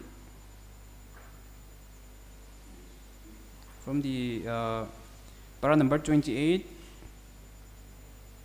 This court cannot overlook the context in which the NDNPS Act operates, and particularly the factor of widespread illiteracy among persons subject to investigation for drug offenses. This part is very important. It must be borne in mind that severer the punishment, greater has to be the care taken to see that all the safeguards provided in the statute are scrupulously followed.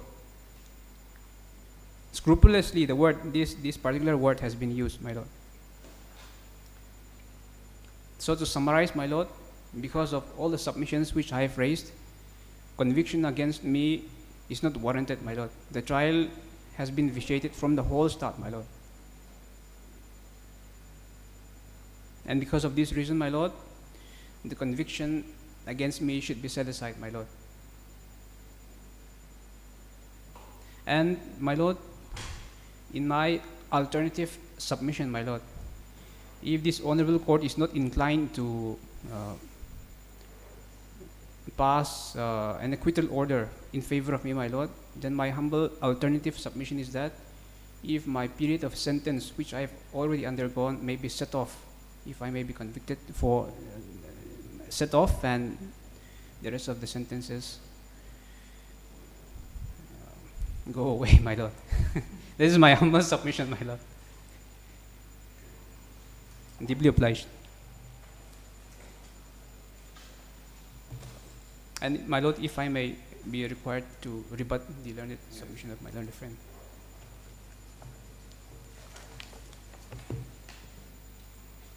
Yes, may it please your lordship. My lord, what I have to submit is that there is no infirmity on the conviction of the appellant passed by the learned first track court.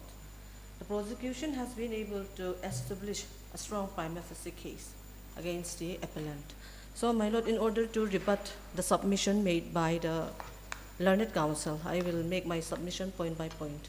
With regard to the conscious possession, my lord, in this regard, my lord, the prosecution has proved that the accused, the appellant, was in conscious possession. With regard to the seized item, that is 12 soap cases, my lord, the contraband was seized from the residence of the appellant, which was kept inside his bedroom. So, my lord, in order to explain that he did not have any knowledge, as per section 110 of the Evidence Act, my lord, it is mentioned that, and it is stated that it is on the accused who has to explain himself that he has no knowledge of that seized articles which was kept inside his residence. And moreover, with regard to the seized item of 2 Tic Tac container, my lord, that container was seized from his possession, actual possession, from his pocket. So there is a conscious possession, and the accused has failed to prove himself that he did not have any conscious possession or knowledge, even as per section 110 of the Evidence Act, my lord. And with regard to the submission made by the counsel regarding seizure and arrest, my lord, the seizure and arrest was made as per the provision of law. There are 2 independent witnesses where the seizure and arrest were made, my lord. It can be seen from the seizure memo, my lord.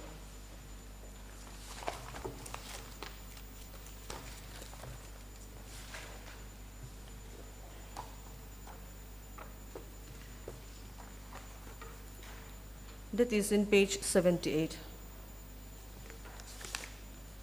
77, my lord, sorry. Here it is written that the seizure and arrest was made in the presence of 2 independent witnesses.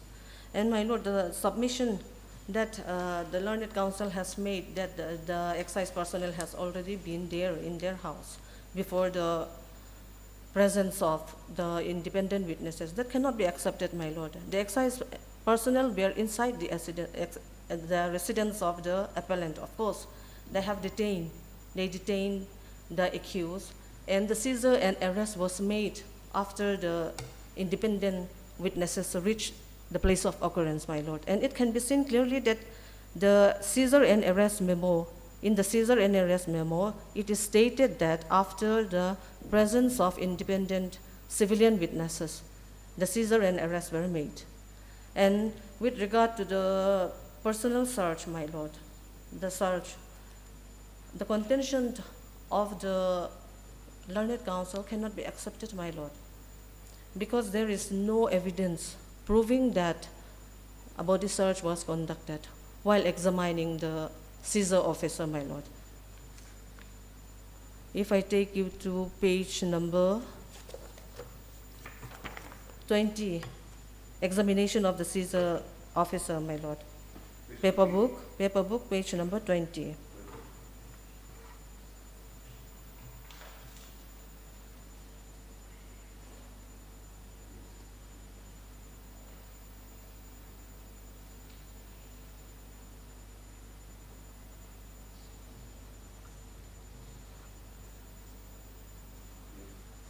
Here, my lord, in the cross-examination also, no questions have been asked regarding the search and seizure, my lord. It has been no question against the personal search, or whether he has been asked preliminary question, whether he has been informed about his rights. Nothing was asked, my lord. So the contention made by the counsel at this stage cannot be accepted. And the arrest and seizure was done as per provision of law, my lord. And with regard to section 52 of the NDNPS Act, my lord, what I would like to submit is that the sample drawn, photographed, were done in presence of the magistrate and duly signed by the magistrate. And it is mandatory that such duly signed by the magistrate has to be accepted as a primary evidence. So, my lord, it is already accepted as a primary evidence, and the conviction with regard to that, in base with the primary evidence, is sustainable, my lord. And also mere non-compliance of the provision shall not vitiate the trial if no prejudice have been caused to the appellant. And my lord, regarding to the color and weight of the sample, slight difference in weight and color shall not vitiate the trial, my lord. And in the present case, my lord, the fate of the sample drawn is not in dispute. It is accepted that it is a heroine, and such non-compliance of the provision shall not vitiate the trial. And my lord, in addition to my submission, my lord, I would like to rely on one citation, my lord. 2025 SCC online, SCC 110, Bharat Ambale.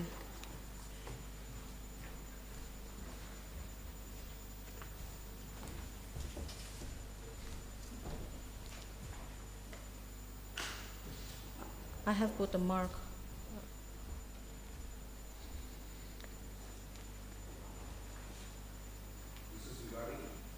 Regarding section 52A, as well as 42, everything is there, my lord. Paragraph? That will be in sub paragraph.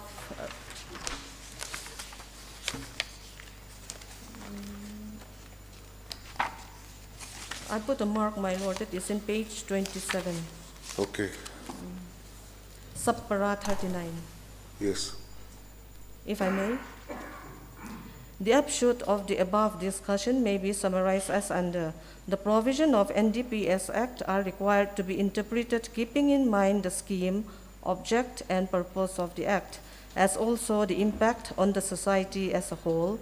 It has to be interpreted literally and not liberally, which may ultimately frustrate the object, purpose, and preamble of the Act. The purpose of insertion of section 52A, laying down the procedure for disposal of seized narcotic drugs and psychotropic substances, was to ensure the early disposal of the seized contraband drugs and substances. It was inserted in 1989 as one of the measures to implement and to give effect to the International Convention on the Narcotic Drugs and Psychotropic Substances. Subsection 2 of section 52A lays down the procedure as contemplated in subsection 1 thereof, and any lapse or delayed compliance thereof would be merely a procedural irregularity which would neither entitle the accused to be released on bail nor would vitiate the trial on that ground alone. Any procedural irregularity or illegality found to have been committed in conducting the search and seizure during the course of investigation or thereafter would by itself not make the entire evidence collected during the course of investigation inadmissible. The court would have to consider all the circumstances and find out whether any serious prejudice has been caused to the accused. Any lapse or delay in compliance of section 52A by itself would neither violate the trial nor would entitle the accused to be released on bail. The court will have to consider other circumstances and the other primary evidence collecting during the course of investigation as also the statutory presumption permissible under Section 54 of the NDNPS Act. From the above exposition of law, it is clear that the underlying object behind Section 52A of the NDNPS Act and the standing order rules thereunder is only to provide for a mechanism and procedure for the safe and early disposal of narcotics substances and seize contraband to prevent such substances from endangering lives due to prolonged storage, ceasing to be of any evidentiary value due to degradation or spoilage, or from falling into wrong hands or being recirculated into the market due to the thefts, etc. Although it is true that Chapter 5 of the NDPS Act, more particularly Section 42 to 57, from a unique scheme of provisions that prescribe several procedural safeguards and conditions that have to be mandatorily adhered to, right from the process of conducting search till the seizure and recovery of the contraband, its safe kept and handling, yet it does not mean that a mere delay or non-compliance of the same would result in the trial being vitiated or the entire case of the prosecution crumbling. And my lord, another paragraph that is in the second last page. Para 50, Roman number 3. Any inventory, photographs, or samples of seized substance prepared in substantial compliance of the procedure prescribed under Section 52A of the NDPS Act and the rule standing order thereunder would have to be mandatorily treated as primary evidence as per Section 52A subsection 4 of the NDPS Act, irrespective of whether the substance in original is actually produced before the court or not. And in subsection 4, my lord, the procedure prescribed by the standing orders rule in terms of Section 52A of the NDPS Act is only intended to guide the officers and to see that a fair procedure is adopted by the officer in charge of the investigation, and as such, what is required is substantial compliance of the procedure laid therein. And in subsection 5, mere non-compliance of the procedure under Section 52A or the standing order rules thereunder will not be fatal to the trial unless there are discrepancies in the physical evidence rendering the prosecution's case doubtful, which may not have been there had such compliance been done. Courts should take a holistic and cumulative view of the discrepancies that may exist in the evidence adduced by the prosecutions and appreciate the same more carefully, keeping in mind the procedural lapses. If the other material on record adduced by the prosecution, oral or documentary, inspires confidence and satisfied the court as regard the recovery as well as conscious possession of the contraband from the accused persons, then even in such cases, the courts can without hesitation proceed to hold the accused guilty, notwithstanding any procedural defect in terms of Section 52A of the NDNPS Act. So, my lord, it is very clear that the conscious possession of the accused is proved, and he did not give any explanation whether he holds that as seized article knowingly or consciously. So it is presumed that he has a knowledge and conscious possession. So, my lord, the conviction of the learned trial court based on the conscious possession is sustainable in law, and there is no reason to interfere in the judgment and order of the learned trial court, my lord. And my submission is to dismiss this criminal application.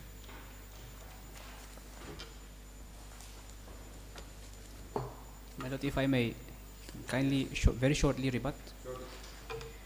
My Lord, to some extent, I agree with the submission of the learned APP in submitting the citation, which is 2025 SEC online, SEC 110.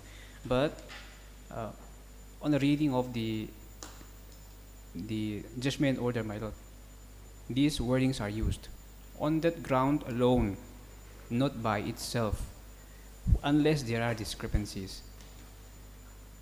Although that is correct to some extent, but my humble submission is that that citation is not relevant to our case because we are not basing our submissions only on the grounds of Section 52A.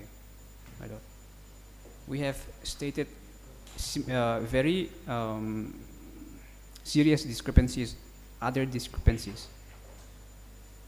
So, my Lord, my humble submission is that that judgment will not be relevant in our case, my Lord, because we are submitting other discrepancies.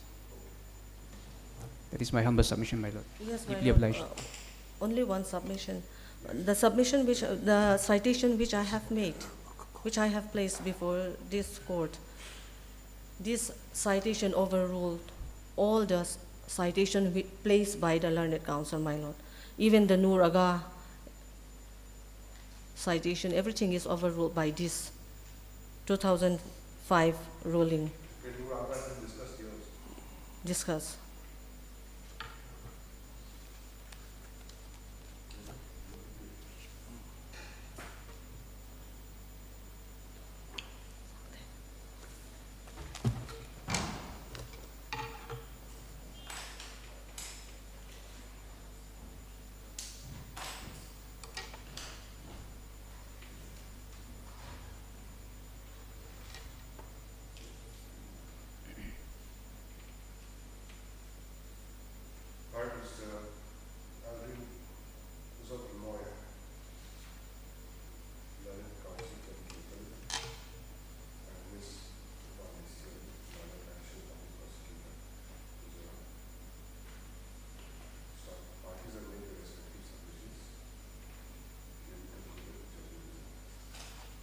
Deeply obliged, my Lord.